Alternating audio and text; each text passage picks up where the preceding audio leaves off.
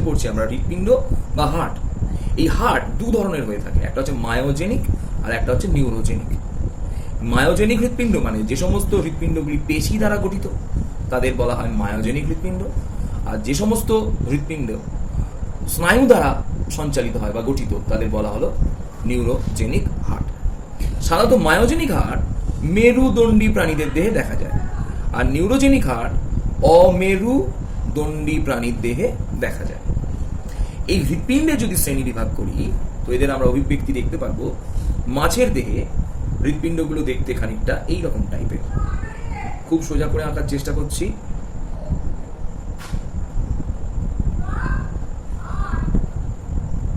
এইরকম টাইপের, অর্থাৎ মাছের দেহে একটা নিলয় একটা অলিন্দ, এটা মাছের দেহে। এরপর আমরা চলে যাচ্ছি মাছের পর, তাহলে এদের একটা নিলয় একটা অলিন্দ থাকায় এদের মধ্যে রক্ত কিন্তু আলাদা করে প্রবাহিত হয় না, অর্থাৎ দূষিত রক্ত আর বিশুদ্ধ রক্ত একসঙ্গে মিশে যায়। সেই জন্য এই মাছের দেহের হৃৎপিণ্ডকে বলা হয় ভেনাস হৃৎপিণ্ড। ভেনাস হৃৎপিণ্ড আর লিখলাম না, ভেনাস শব্দের অর্থ হলো শিরা হৃৎপিণ্ড, অপর নাম শিরা হৃৎপিণ্ড। এছাড়াও এটাকে অনেক সময় বলা হয় একচক্রী হৃৎপিণ্ড। একচক্রী হৃৎপিণ্ড অর্থাৎ এদের মধ্যে দিয়ে রক্ত একটি মাত্র চক্রে প্রবাহিত হয়। এরপর চলে আসি উভচরদের হৃৎপিণ্ড। উভচরদের হৃৎপিণ্ড যদি লক্ষ্য করি তাহলে উভচরদের হৃৎপিণ্ডে দেখব যে দুটি অলিন্দ থাকে আর একটি নিলয় থাকে। এখানে কটা প্রকোষ্ঠ দেখতে পেলাম? তিনটে। তাহলে এটা কাদের দেহে দেখা গেল? উভচর। উভচর মানে ব্যাং, হ্যাঁ, ইত্যাদি। ইকথিওফিস, ব্যাং, ড্রাকোভোল্যান্স, ড্রাকোভোল্যান্স বলছি, র্যাকোফোরাস, এগুলো। তো এরা হলো উভচর। তাহলে উভচরের দিয়ে কটা প্রকোষ্ঠ দেখা গেল? দুটি অলিন্দ একটি নিলয়। তাহলে এখানে এদের মিশ্র হৃৎপিণ্ডও বলা হয়। কেন না এখানে কিছুটা রক্ত দূষিত ও বিশুদ্ধ রক্ত মাঝখানে কিন্তু মিলে যাওয়ার সুযোগ পায়। এরপর চলে আসছি সরীসৃপ। সরীসৃপদের ক্ষেত্রে হৃৎপিণ্ডের প্রকোষ্ঠ সংখ্যা 3.5টি, অর্থাৎ এদের হৃৎপিণ্ডে প্রকোষ্ঠ কটা থাকে একবার দেখে নিই। 3.5টি, অর্থাৎ এদের হৃৎপিণ্ডে দুটো অলিন্দ এবং একটা নিলয় প্রায় বিভক্ত হয়ে যাচ্ছিল, কিন্তু কিছুটা গিয়ে আর বিভক্ত হতে পারেনি। তাই এই ধরনের হৃৎপিণ্ডে প্রকোষ্ঠ সংখ্যা 3.5টি, এবং এটা কাদের দেহে থাকে? এটা থাকে সরীসৃপদের দেহে। তাহলে সরীসৃপদের দেহে দেখ হৃৎপিণ্ডটা, এই নিলয়টা প্রায় দুটো প্রকোষ্ঠে ভাগ হয়ে গেছে, কিন্তু সম্পূর্ণ ভাগ হতে পারেনি। কিন্তু কুমির সরীসৃপ হলেও এদের ব্যতিক্রম, কুমিরদেরই একমাত্র হৃৎপিণ্ড 4টে প্রকোষ্ঠে বিভক্ত। এরপর চলে আসছি আমরা স্তন্যপায়ী প্রাণী। স্তন্যপায়ী প্রাণীদের দেহে হৃৎপিণ্ডের সংখ্যা পুরোপুরি 4টি। এই হৃৎপিণ্ড আমরা একটু পরে আঁকবো। পুরোপুরি 4টি, অর্থাৎ হৃৎপিণ্ড ঠিক এইরকম টাইপের দেখতে। তাহলে কটা অলিন্দ? একটা অলিন্দ, দুটো অলিন্দ। কটা নিলয়? একটা নিলয়, দুটো নিলয়। এখানে মোট কটা তাহলে প্রকোষ্ঠ পাওয়া গেল? 4টে। কাদের দেহে পাওয়া গেল? স্তন্যপায়ী প্রাণীদের দেহে। স্তন্যপায়ী প্রাণীদের দেহে পাওয়া গেল। এইভাবে আমরা হৃৎপিণ্ড যত আস্তে আস্তে জীবের উন্নতি ঘটেছে, মাছ, উভচর, সরীসৃপ এবং স্তন্যপায়ী। স্তন্যপায়ীদেরও 4টে, এবং এর সঙ্গে বলে রাখি পক্ষীদেরও 4টে, মানে যারা পাখি তাদেরও কিন্তু 4টে প্রকোষ্ঠযুক্ত হৃৎপিণ্ড। এটাই সর্বাপেক্ষা উন্নত হৃৎপিণ্ড। এবং এখানে এই হৃৎপিণ্ডের মধ্যে দিয়ে রক্ত দুটি চক্রে সম্পন্ন হয়। একটির মধ্যে দিয়ে দূষিত রক্ত আসে, প্রবাহিত হয়, আর আরেকটি প্রকোষ্ঠের মধ্যে দিয়ে বিশুদ্ধ রক্ত প্রবাহিত হয়। তাহলে এইটার মধ্যে দিয়ে দূষিত রক্ত, আর এটার মধ্যে দিয়ে সাদাটাকে রাখলাম, এটা বিশুদ্ধ রক্ত। তাই এই ধরনের হৃৎপিণ্ডকে আমরা অনেক সময় বলে থাকি দ্বিচক্রী হৃৎপিণ্ড। বোঝা গেল ব্যাপারটা? তো এইবার আমরা হৃৎপিণ্ড ফার্স্টে এঁকে তারপর এর সম্বন্ধে আলোচনা করছি। একটা খুব সোজা নিয়মে হৃৎপিণ্ড আঁকছি, এটা আমার খুব সোজা লাগে, এটা খুব ইজি। তো সম্ভবত তোরা যদি এই হৃৎপিণ্ডটা টাইমিং গুনিস তো আমার মনে হয় না এই হৃৎপিণ্ডটা হার্ডলি 1 মিনিটের বেশি টাইম লাগতে পারে। এই হৃৎপিণ্ডটার টাইম হার্ডলি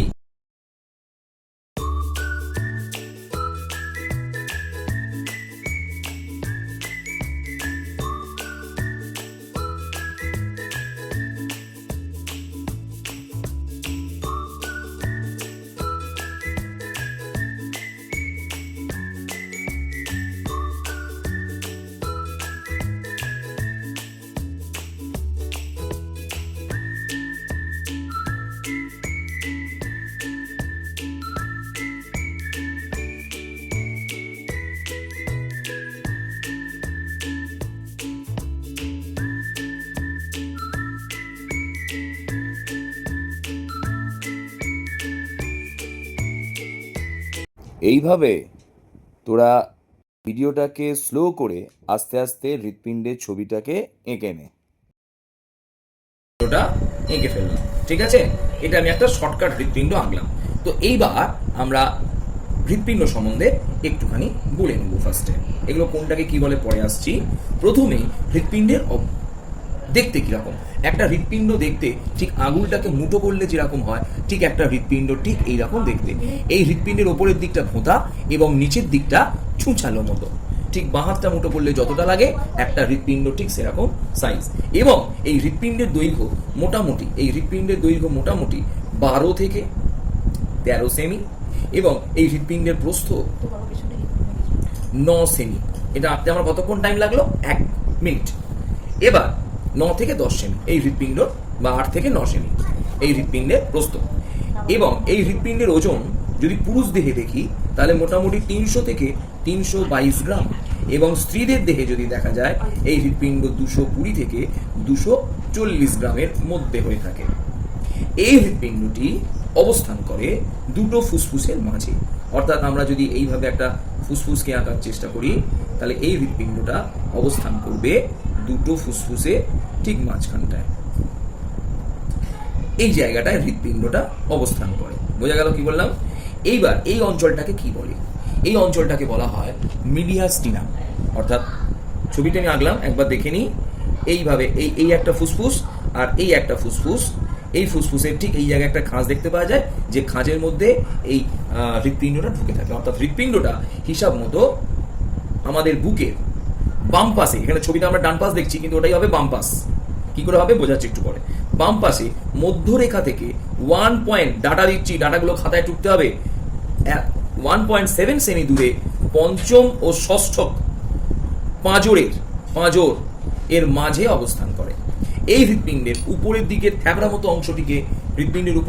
মতো অংশটিকে বলা হয় বেস, এবং নিচের দিকে শীর্ষভাগের ছুঁচালো অংশটিকে বলা হয় অ্যাপেক্স।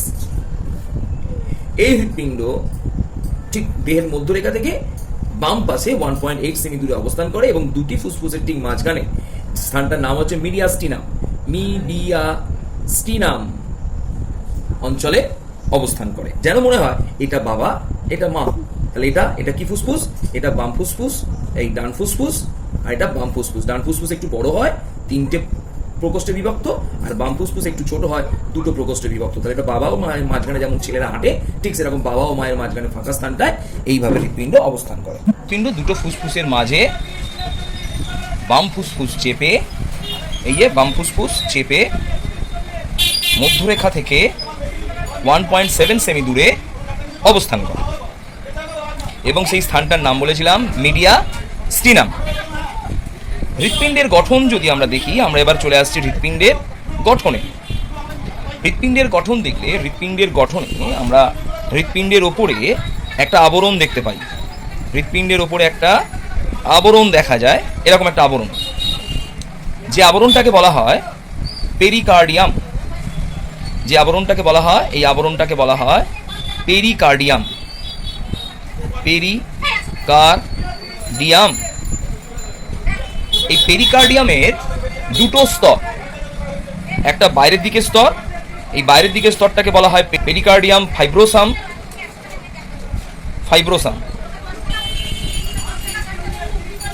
FYBROSUM, pericardium fibrosum. আর ভেতরের দিকের যে স্তর, সেই স্তরটাকে বলা হলো pericardium serosum. ACROSUM, pericardium fibrosum এবং পেরিকার্ডিয়াম সেরোসাম। এই দুটো স্তরের মাঝে একটা গহ্বর থাকে, যে গহ্বরটাকে বলা হয় সেরাস গহ্বর। এই মাঝের স্থানটা, ফাঁকা স্থানটাকে কি বলা হলো? সেরাস গহ্বর। এই গহ্বরের মধ্যে এই যে পেন্সিলের আকারে যে আমি কালারটা করে দিচ্ছি, একটা তরল থাকে। এই তরলটাকে এই সেরাস গহ্বরে, গহ্বরটার কি নাম বললাম? গহ্বরটার নাম বললাম সেরাস গহ্বর। এগুলো ডাটাগুলো কিন্তু টাচ আপ করে নিবি। সেরাস গহ্বর। এই সেরাস গহ্বরের মধ্যে একটা তরল থাকে, যে তরলটাকে বলা হয় পেরিকার্ডিয়াল ফ্লুইড।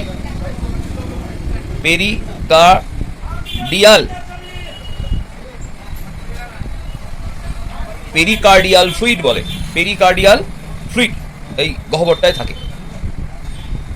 তো এই পেরিকার্ডিয়াল ফ্লুইড থাকার জন্য এই বাইরের দিকের পেরিকার্ডিয়ামটি হৃৎপিণ্ডকে বাহ্যিক যে আঘাত এর থেকে রক্ষা করে, বাহ্যিক আঘাত থেকে রক্ষা করে, বা ঘর্ষণজনিত যে আঘাত সেটা থেকে রক্ষা করে। এবার চলে আসছি আমরা হৃৎপিণ্ডের প্রাচীরে। হৃৎপিণ্ডের প্রাচীরকে ভালোভাবে লক্ষ্য করলে হৃৎপিণ্ডের প্রাচীরের 3টে স্তর লক্ষ্য করা যায়।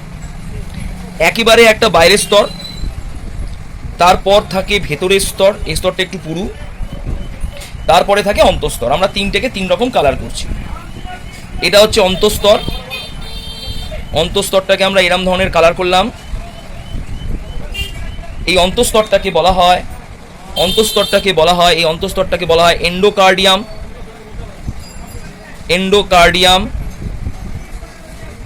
কার্ডিয়াম, এটা আমরা আগে পেয়েছি, এন্ডোকার্ডিয়াম। মাঝের স্তরটাকে আমরা করছি লাল। মাঝের স্তরটা নাম হলো মায়োকার্ডিয়াম। মাঝের একটুখানি দেখাচ্ছি, গোটাটা জুড়ে কিন্তু এরকম, ঠিক আছে? এই মাঝের স্তরটার নাম হলো মায়োকার্ডিয়াম। এন্ডোকার্ডিয়ামের কাজ কি না, এন্ডোকার্ডিয়ামের কাজ হলো হৃৎপিণ্ডের যে নিলয়ের প্রকোষ্ঠ বা অলিন্দের যে প্রকোষ্ঠ তার আবরণী গঠন করা, নামটা বলে দিলাম। অর্থাৎ প্রকোষ্ঠের আবরণী গঠন করাই কিন্তু এন্ডোকার্ডিয়ামের কাজ। মাঝের স্তরটাকে আমরা এইভাবে একটু দেখাচ্ছি। এই মাঝের স্তরটাকে বলা হয় মায়োকার্ডিয়াম। এটা সাধারণত পেশিময় স্তর। না, মায়ো শব্দের অর্থ পেশি, মায়োকার্ডিয়াম। এই মায়োকার্ডিয়ামটা পেশি দিয়ে গঠিত এবং এর জন্যই হৃৎপিণ্ডের স্থিতিস্থাপকতা বা স্পন্দনশীলতা থাকে। অর্থাৎ এটা কি দিয়ে গঠিত? পেশি দিয়ে গঠিত। এই মায়োকার্ডিয়াম স্তরটি মোটা এবং পেশি দিয়ে গঠিত। এবং একেবারে বাইরের স্তরটি, যে স্তরটিকে আমরা নীল আকারে আবৃত করছি, একেবারে বাইরের স্তরটি আমরা নীল কালার দিচ্ছি। এই বাইরের স্তরটিকে বলা হলো এপিকার্ডিয়াম। এটি সর্বাপেক্ষা বাইরের স্তর, যে স্তরটির সাথে সরাসরি পেরিকার্ডিয়াম সেরোসাম যুক্ত থাকে। অর্থাৎ পেরিকার্ডিয়াম সেরোসাম পেরিকার্ডিয়ামের ভেতরের স্তর। আবার হৃৎপিণ্ডের প্রাচীরের যে বাইরের স্তর তার নাম হলো এপিকার্ডিয়াম। তাহলে এপিকার্ডিয়াম আর পেরিকার্ডিয়াম সেরোসাম এরা দুজন একসঙ্গে জুড়ে গেছে। ব্যাপারটা বুঝলেই কিন্তু বুঝতে পারবি। অর্থাৎ ছবিটাকে যদি ক্লিয়ার করা হয়, এটা হচ্ছে হৃৎপিণ্ডের প্রাচীর, ভালো করে বুঝে নে। এই হৃৎপিণ্ডের এই প্রাচীরটার নাম এন্ডোকার্ডিয়াম, সবার ভেতরে থাকে, এটার নাম মায়োকার্ডিয়াম। আর সবার বাইরের দিকে স্তরটার নাম হচ্ছে এপিকার্ডিয়াম। এবার এর বাইরের দিকে আর একটা স্তর থাকে, যার মানে পর্দা থাকে, যার 2টো স্তর। বাইরের স্তরটার নাম হলো পেরিকার্ডিয়াম ফাইব্রোসাম, আর ভেতরের স্তরটার নাম হলো পেরিকার্ডিয়াম সেরোসাম। এই 2টো স্তর, আর এটার নাম হলো কি ফাইব্রোসাম, এটার নাম কি বললাম সেরোসাম। তাহলে সেরোসামের সাথে লক্ষ্য কর এপিকার্ডিয়াম এসে মিশে গেছে। এবং এই 2টো স্তরের, পেরিকার্ডিয়ামের এই 2টো স্তরের মাঝখানে একটা তরল দেখতে পাওয়া যায়, যেটাকে বলা হয় পেরিকার্ডিয়াল ফ্লুইড। সেই জিনিসটাই আমরা এখানে দেখিয়ে দিলাম। তাহলে প্রথমে এই 3টে স্তর কিন্তু হৃৎপিণ্ডের প্রাচীরের বিভাগ বা স্তর। তাহলে আমরা ব্যাপারটা গোটাটাই বুঝে গেলাম হৃৎপিণ্ড কিরকম ধরনের দেখতে। হ্যাঁ, এরপরে আমরা হৃৎপিণ্ডের আরেক ধরনের গঠনে যাব। তো তার আগে আমি হৃৎপিণ্ডটা একটু বুঝিয়ে দিই। হৃৎপিণ্ডের এই গঠনটা আঁকতে পারিস, এই গঠনটা খুব সোজা। এছাড়াও যেটা পরীক্ষায় আঁকবি সেই গঠনটা আমি হৃৎপিণ্ডের ছবিটা আঁকছি। ছবি আঁকা, এটা ফাইনালে হৃৎপিণ্ডের ছবিটা আঁকাটা আসার চান্স 100%। ভিডিওতে কিন্তু বলা রইল, হ্যাঁ 100%। তো হৃৎপিণ্ডটা আঁকছি আমি। প্রথমে হৃৎপিণ্ডটাকে আঁকার জন্য পেন্সিলে করে এই স্ট্রাকচারটা করে নিলাম। এবার আস্তে আস্তে প্রথমে অলিন্দ এবং এটি হলো নিলয়ের প্রাচীর। যেহেতু এটি বাম দিকে আছে তাই হলো এটি ডান নিলয়ের প্রাচীর, আর এটি হলো অলিন্দর প্রাচীর কিন্তু একটু পাতলা। আর এইভাবে এখানে গোল মতো করলে আমরা এখানের কপাটিকাটা আঁকতে পাচ্ছি। আগে আমি এইভাবে আঁকাটাকে আস্তে আস্তে রেডি করে নিই, তারপর আমি কপাটিকা, এটা চলছে কপাটিকা আঁকার কাজটা, এটা কপাটিকা। এখান থেকে সোজা নামিয়ে দেবো, একটু ক্যারাচে করে নামাতে হবে।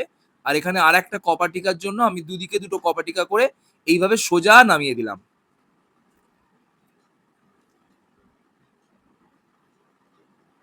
এবং ডান অলিন্দের মাথা থেকে এইভাবে একটি ঊর্ধ্ব মহাশিরা এবং এটি নিম্ন মহাশিরা এঁকে নিলাম। এটি নিম্ন মহাশিরা, যেটি ডান অলিন্দের সাথে যুক্ত হয়েছে, এবং এইগুলি তার ছিদ্রপথ।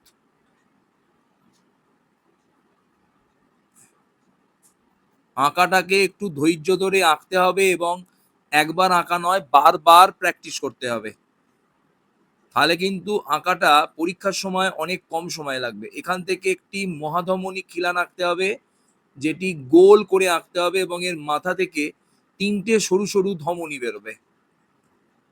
ঠিক এইভাবে আঁকাটাকে পরপর প্র্যাকটিস করতে হবে।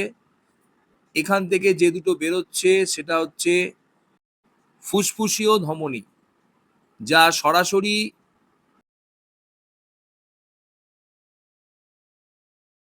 ডান নিলয় থেকে বেরিয়ে দুটো ফুসফুসে চলে যাবে, একটি বাম ফুসফুসে এবং আরেকটি ডান ফুসফুসে। এইদিকে যেটা বেরিয়ে আছে, এইটা যেটা আঁকছি সেটা হচ্ছে ডান ফুসফুসে যাবে, আর এই দিকেরটা বাম ফুসফুসে যাবে। এইভাবে আমরা বাম অলিন্দ এঁকে নিয়ে সোজা তলায় নামিয়ে এটা ত্রিভুজাকার করব, এবং এই অংশটা তৈরি হলো নিলয়।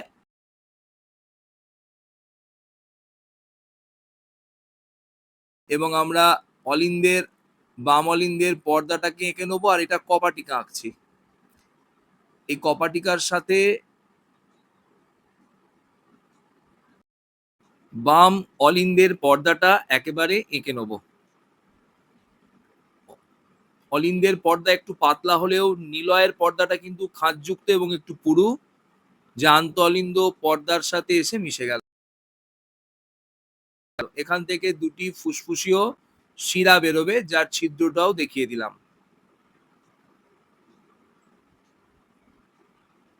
এবং এই পিছন থেকে যেটা বেরোবে সেটা হচ্ছে পৃষ্ঠীয় মহাধমনী। এইভাবে ছবিটা বারবার প্র্যাকটিস করতে হবে, তবেই হবে। এবং যেভাবে বললাম সেইভাবে রুলস মেনে বারবার প্র্যাকটিস করলে তবেই পরীক্ষায় কিন্তু নামানো এই যাবে। ছবিটা তোদের প্র্যাকটিস করতে বলেছিলাম, যারা প্র্যাকটিস করিসনি তারা ঠকেছিস, যারা প্র্যাকটিস করেছিস তারা গেইন করেছিস। প্রথমত হচ্ছে এই ছবিটা সম্বন্ধে আগে একটুখানি আমরা জানবো। এটা একটা হৃৎপিণ্ডের ছবি। হৃৎপিণ্ডে এইটা এবং এইটা, এই দুটোকে বলা হয় অলিন্দ, এবং এই লম্বা মতো প্রকোষ্ঠ আর এই লম্বা মতো প্রকোষ্ঠটাকে বলা হচ্ছে নিলয়। তাহলে হৃৎপিণ্ডের, মানুষের যে হৃৎপিণ্ডের, এটা আমরা কি দেখছি, লম্বচ্ছেদ। এই মানুষের হৃৎপিণ্ডের লম্বচ্ছেদে দুটি অলিন্দ এবং দুটি নিলয় আছে। অলিন্দ আর নিলয়ের কাজ কি? অলিন্দ দুটির কাজ হলো দেহের বিভিন্ন প্রান্ত থেকে রক্তকে সংগ্রহ করা, অর্থাৎ খাওয়া, এবং এই রক্তগুলোকে তারা সংগ্রহ করার পর তারা ফুলে ওঠে, এরকম থাকে, এরকম ফুলে ওঠে। এই অলিন্দের ফুলে ওঠা, এই ঘটনাকে বলা হয় অলিন্দের ডায়াস্টোল। আর এরপর অলিন্দদ্বয়, এইটা এবং এইটা, এই দুটো বারবার দেখাচ্ছি কিন্তু, এইটা এবং এইটা, এই দুটো প্রকোষ্ঠ, এই প্রকোষ্ঠ আর এই প্রকোষ্ঠটা রক্ত গ্রহণ করার পর যেই ফুলে ওঠে, তারপর এদের মধ্যে সংকোচন শুরু হয়, সেটা পরে আসছি ব্যাপারটা।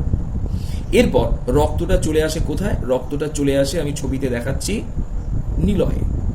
আর এর রক্তটাও চলে আসে কোথায়? নিলয়ে। রক্তটা কিভাবে আসছে দেখিয়ে দিলাম। তাহলে অলিন্দের কাজ হলো দেহের বিভিন্ন অংশ থেকে রক্ত সংগ্রহ করে নিলয়ে পাঠানো। ফার্স্ট স্টেপ বুঝলাম। তাহলে রক্তটা শুধু ওপর থেকে নিচে ফেলে দেওয়া, অর্থাৎ অলিন্দ থেকে নিলয়ে পৌঁছে দেওয়াই নিলয়ের কাজ।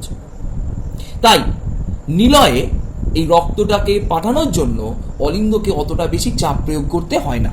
কেন না, অলিন্দ থেকে নিলয় কোনটুকু রাস্তা? এখান থেকে এইটুকু রাস্তা। তাহলে এখান থেকে এইটুকু রাস্তা পৌঁছাতে অলিন্দকে অতটা বেশি চাপ প্রয়োগ করতে হবে না। যেহেতু অলিন্দকে কম চাপ প্রয়োগ করেই অলিন্দ নিলয়ে রক্ত পাঠিয়ে দিতে পারে, তাই অলিন্দের প্রাচীরটাকে আমরা দেখাচ্ছি। এটা হচ্ছে অলিন্দের প্রাচীর, এটা অলিন্দের প্রাচীর। ছবিটা একবার দেখে নিলে, আমি একটু হালকা কালার করে দিলাম। এটা হচ্ছে অলিন্দের প্রাচীর। এই অলিন্দের প্রাচীরটা কিন্তু অতটা পুরু নয়, একটু পাতলা প্রকৃতির। কেন না, এখানে যেহেতু চাপটা কম উৎপন্ন হয়, তাই সেই চাপে অলিন্দটা, পাতলা প্রাচীরযুক্ত অলিন্দই সেই চাপটাকে সহ্য করে নিতে পারবে।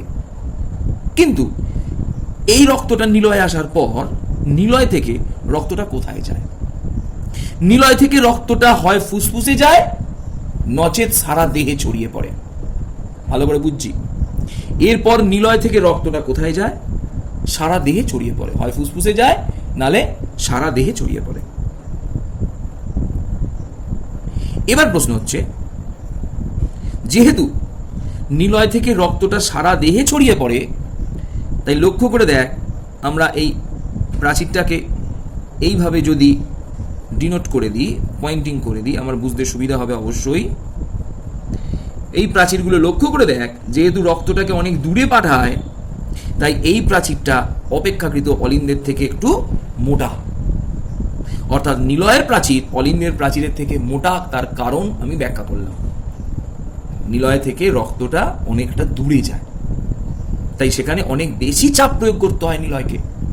তাই নিলয়ের প্রাচীর পাতলা হলে নিলয়টি ফেটে যাওয়ার সম্ভাবনা ছিল, তাই নিলয়ের প্রাচীরটা অপেক্ষাকৃত অনেকটা কি করতে হয়? পুরু রাখতে হয়।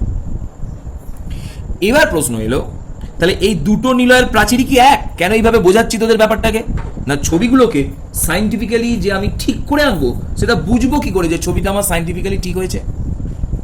এই দুটো নিলয়ের মধ্যে লক্ষ্য করে দেখ, এই বাম নিলয়, একটু পরে আসছে এটাকে বাম বলছি, তার কারণ বাম নিলয়, অর্থাৎ আমরা যেটা ডান দিকে দেখছি সেটা হয় হৃৎপিণ্ডের বাম দিক, আমরা যেটা বাম দিকে দেখছি সেটা হয় হৃৎপিণ্ডের ডান দিক। তাই দেখা গেল বাম নিলয়ের প্রাচীরটি রক্তকে সারা দেহে, অর্থাৎ মাথা থেকে পা পর্যন্ত ছড়িয়ে দিতে হয়, তাই সেখানে বেশি চাপ প্রয়োগ করতে হয় বলে সেখানে এই প্রাচীরটি অপেক্ষাকৃত আরো পুরু। কিন্তু ডান নিলয়ের প্রাচীরটিকে রক্তকে কেবলমাত্র পার্শ্ব দেশে, অর্থাৎ এইখানে আর এইখানে, হৃৎপিণ্ডের দুদিকে থাকে দুটো ফুসফুসে, আগের দিন পড়েছি, সেই রক্তটা এই ডান নিলয় থেকে শুধুমাত্র ফুসফুসে পৌঁছে দিতে হয়। তাই ডান নিলয়ের প্রাচীরটি অপেক্ষাকৃত বাম নিলয়ের থেকে কম পুরু, কিন্তু অলিন্দ থেকে অবশ্যই পুরু। তাহলে অলিন্দ থেকে পুরু হলো কারা? নিলয়ের প্রাচীর। আবার এই নিলয় দুটি প্রাচীরের মধ্যে বেশি পুরু কে? যাকে রক্তকে সবচেয়ে দূরে পাঠাতে হয়, অর্থাৎ বাম নিলয়ের প্রাচীর, রক্তকে মাথা থেকে পা পর্যন্ত পাঠাতে হয়। কিন্তু ডান নিলয়ের প্রাচীর রক্তকে কেবল পার্শ্ববর্তী ফুসফুসে পাঠায়, তাই তাকে খানিকটা চাপ কম প্রয়োগ করতে হয়, তাই তার প্রাচীরটা অপেক্ষাকৃত কিন্তু পাতলা। তাহলে আমরা প্রাচীর সম্বন্ধে জ্ঞানগুলো এসে গেল আমাদের। এবার আমি পয়েন্টিং শুরু করছি। এইটাকে বলা হয়, দেখ, এটা আমরা ডান দিকে পাচ্ছি, নাম হলো বাম অলিন্দ। এবার একটা প্রশ্ন এলো, স্যার এটা আপনি ডান দিকটা বাম দিক বলছেন কেন? না, মানুষ মেরুদণ্ডী প্রাণী, তাই মানুষের হৃৎপিণ্ডকে দেখতে গেলে আমরা পেছন দিকে আমাদের মেরুদণ্ড থাকে, তাই সামনে দিক দিয়ে কাটতে হয়, অর্থাৎ অঙ্কীয় তলে কাটতে হয়, ঠিক আছে, বুক দিয়ে কাটতে হয়। তাই আমরা যদি বুক থেকে কোনো জিনিসকে ওপেন করে ভেতরে দেখি, তাহলে লক্ষ্য করে তখন দেখব, না, ধর আমি যখন পড়াচ্ছি, তোরা আমার হাতটাকে দেখবি, ভালো করে বোঝ। এবার আমি বোর্ডে দাঁড়িয়ে পড়াচ্ছি, তোরা আমার হৃৎপিণ্ডটা দেখবি। তাহলে আমার হৃৎপিণ্ড দেখতে গেলে আমার বুক কাটতে হবে। এবার আমার বুক কাটলে ভালো করে দেখ, আমার বাম দিকটা তোদের ডান দিক হচ্ছে, লক্ষ্য করে দেখ। অর্থাৎ তোরা যেটা ডান হাত বাড়াবি, আমি তোদের মুখোমুখি দাঁড়িয়ে থাকি বলে, তাহলে আমার বাম হাতটা তোদের ডান হাতের সমান। তাই আমার হৃৎপিণ্ডের বাম দিক তোরা দেখবি ডান দিকে, তাহলে তোরা যেটা ডান দিকে দেখবি সেটা আমার হৃৎপিণ্ডের কোন দিক? বাম দিক। তাহলে তোরা যেটা ডান দিকে দেখবি সেটার নাম কি হবে? বাম নিলয়। ঠিক একইভাবে বাম দিকের নিলয়টা কি আমরা বলবো ডান নিলয়। ক্লিয়ার? ঠিক একইভাবে আমরা এইটাকে বলবো, সরি, নিলয় কেন রে, এটাকে বলা হলো ডান, হ্যাঁ ঠিকই বলেছিস, অলিন্দ। স্যার ভুল করছেন কেন? অলিন্দ, ঠিক। আর এটাকে বলা হলো বাম নিলয়, আর এটাকে বলা হবে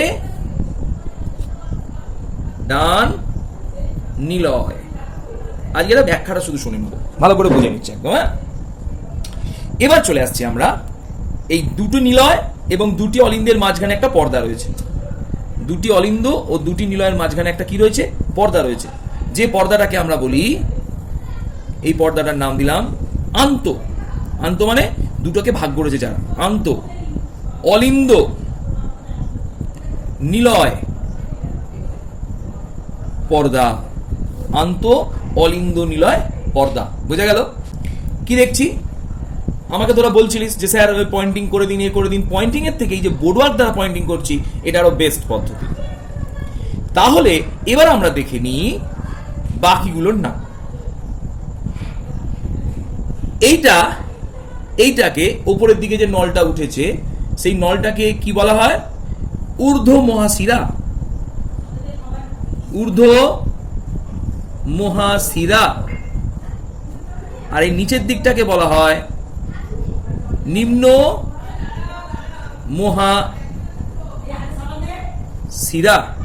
তাহলে ঊর্ধ্ব মহাশিরা এবং নিম্ন মহাশিরা।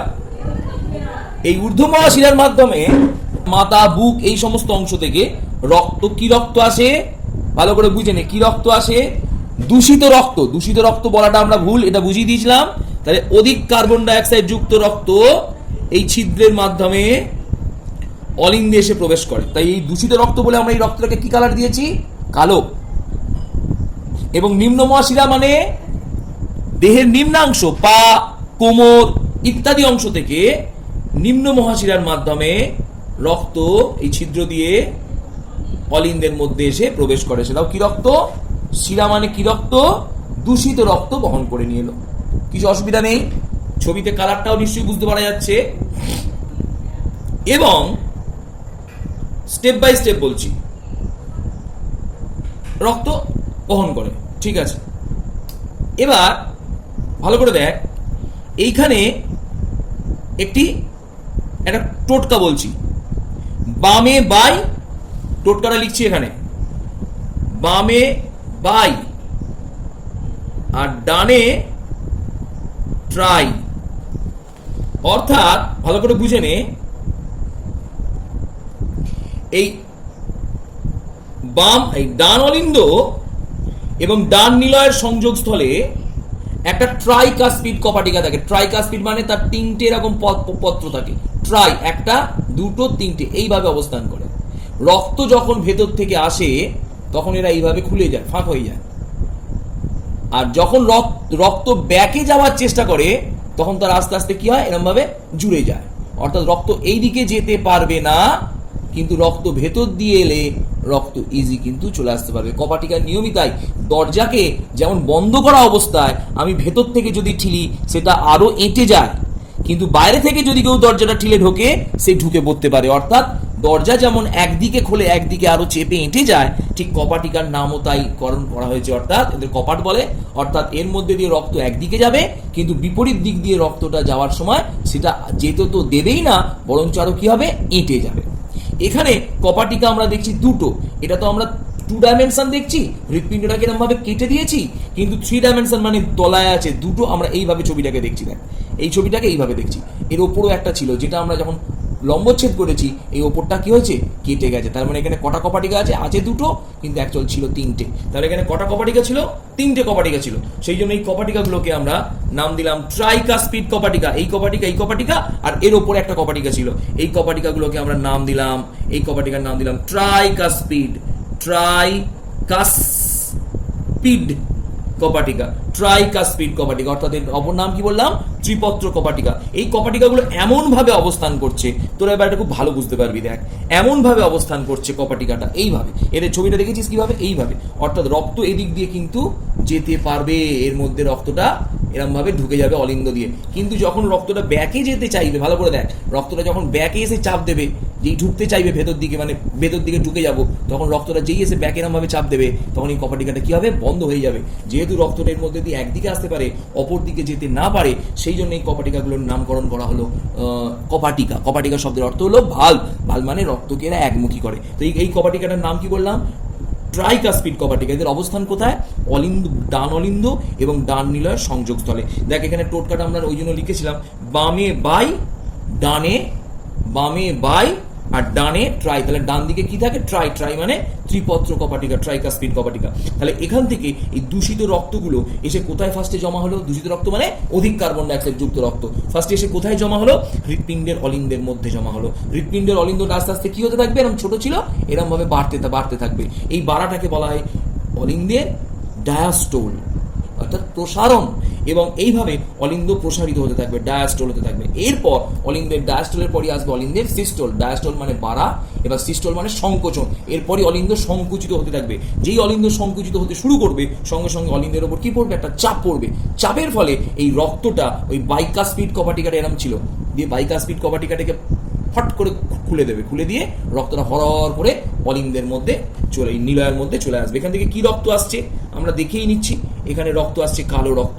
সেই রক্তটাকে অর্থাৎ কি রক্ত বলবো আমরা, অধিক কার্বন ডাইঅক্সাইড যুক্ত, অধিক কার্বন ডাইঅক্সাইড যুক্ত কি রক্ত, দূষিত রক্ত।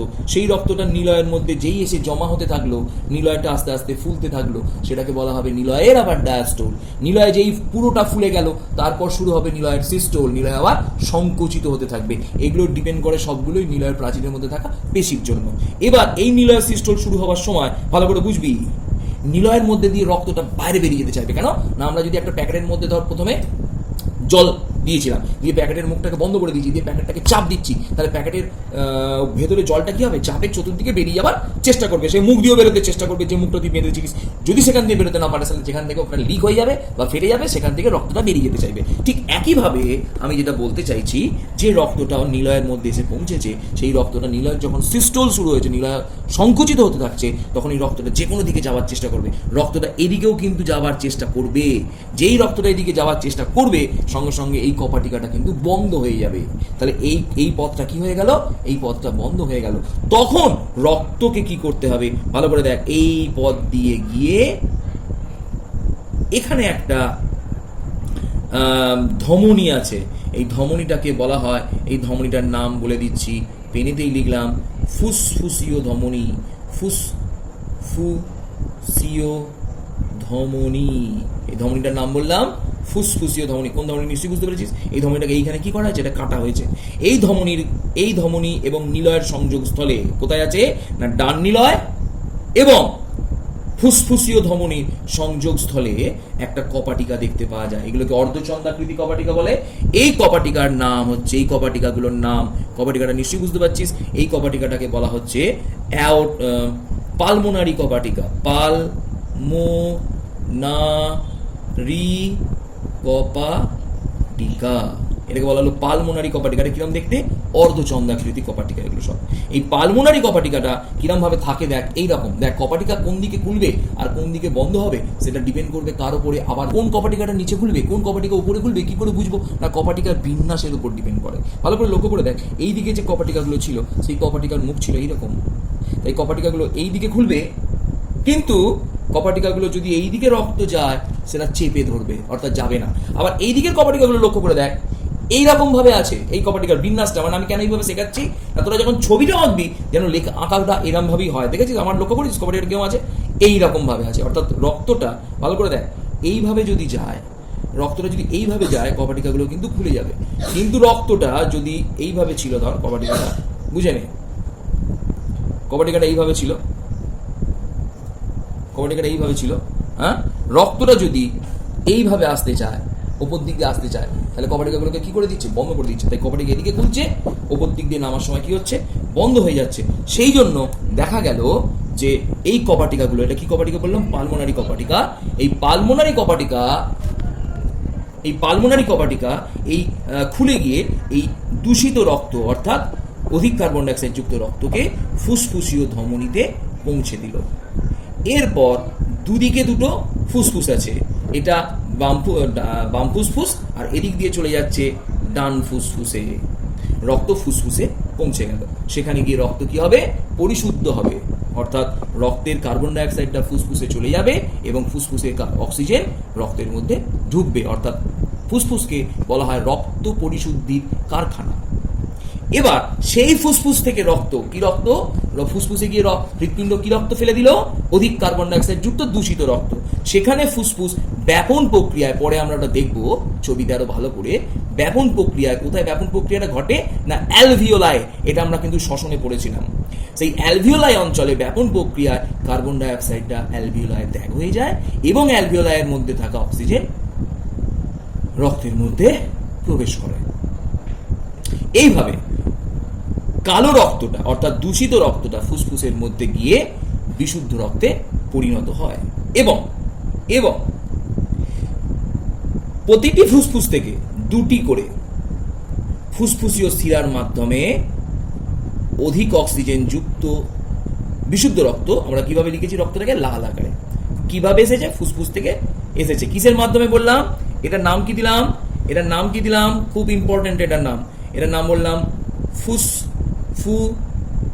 ফুসফুসীয় শিরা। তাহলে ফুসফুসীয় শিরার মাধ্যমে কি হলো? অধিক অক্সিজেন যুক্ত রক্ত চলে এলো কোথায়? বাম অলিন্দে। আমি একটু আগে বলেছিলাম অলিন্দ কি করে? রক্ত সংগ্রহ করে।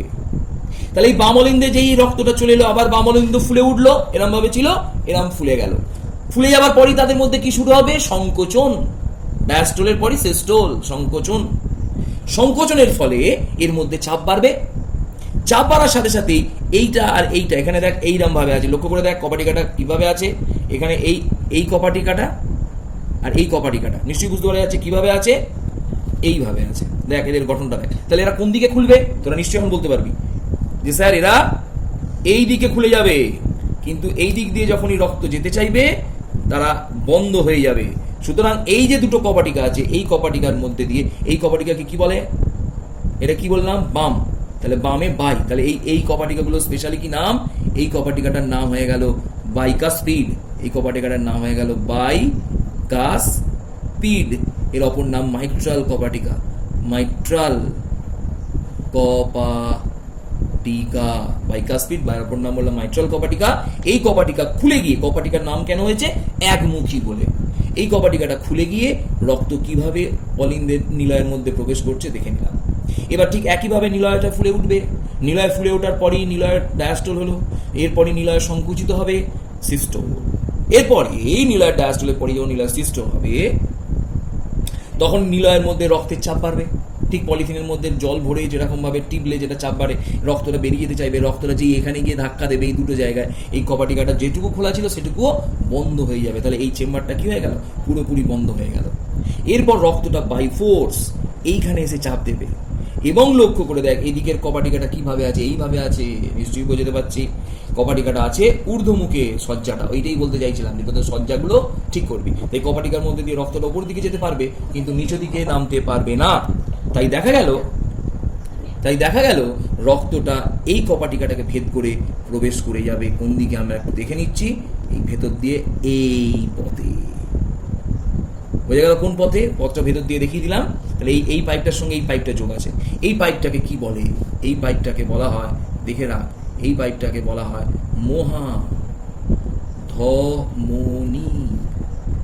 মহাধমনীর এই এরকম বাঁকানো অংশটাকে বলা হয় আর্চ অফ অ্যাওর্টা। কি নাম বললাম নিশ্চয়ই বুঝতে পেরেছিস? এই বাঁকানো মতো অংশটাকে যেন মনে হচ্ছে ধমনী আর্চ ফেলেছে, সেই ব্যায়ামে আর্চ আছে না, আর্চ ফেলেছে মনে হয়, এটাকে বলে আর্চ অফ অ্যাওর্টা, বা বাংলা নাম হচ্ছে মহাধমনীর খিলান। তাহলে এই অলিন্দ থেকে, কি অলিন্দ থেকে? বাম নিলয় থেকে কি রক্ত? লাল রক্ত, মানে বিশুদ্ধ রক্ত কোথায় প্রবেশ করে গেল? মহাধমনীতে। কি কপাটিকাকে ভেদ করে? না, এই কপাটিকাকে বলা হয় অ্যাওটিক কপাটিকা। এই কপাটিকার নাম কি বললাম? অ্যাওটিক কপাটিকা। এই কপাটিকাটাকে দেখানো যাবে নাকি জানি না, তো এই কপাটিকাটাকে দেখিয়ে দিচ্ছি। এই কপাটিকা এইভাবে নামটা দেখালাম।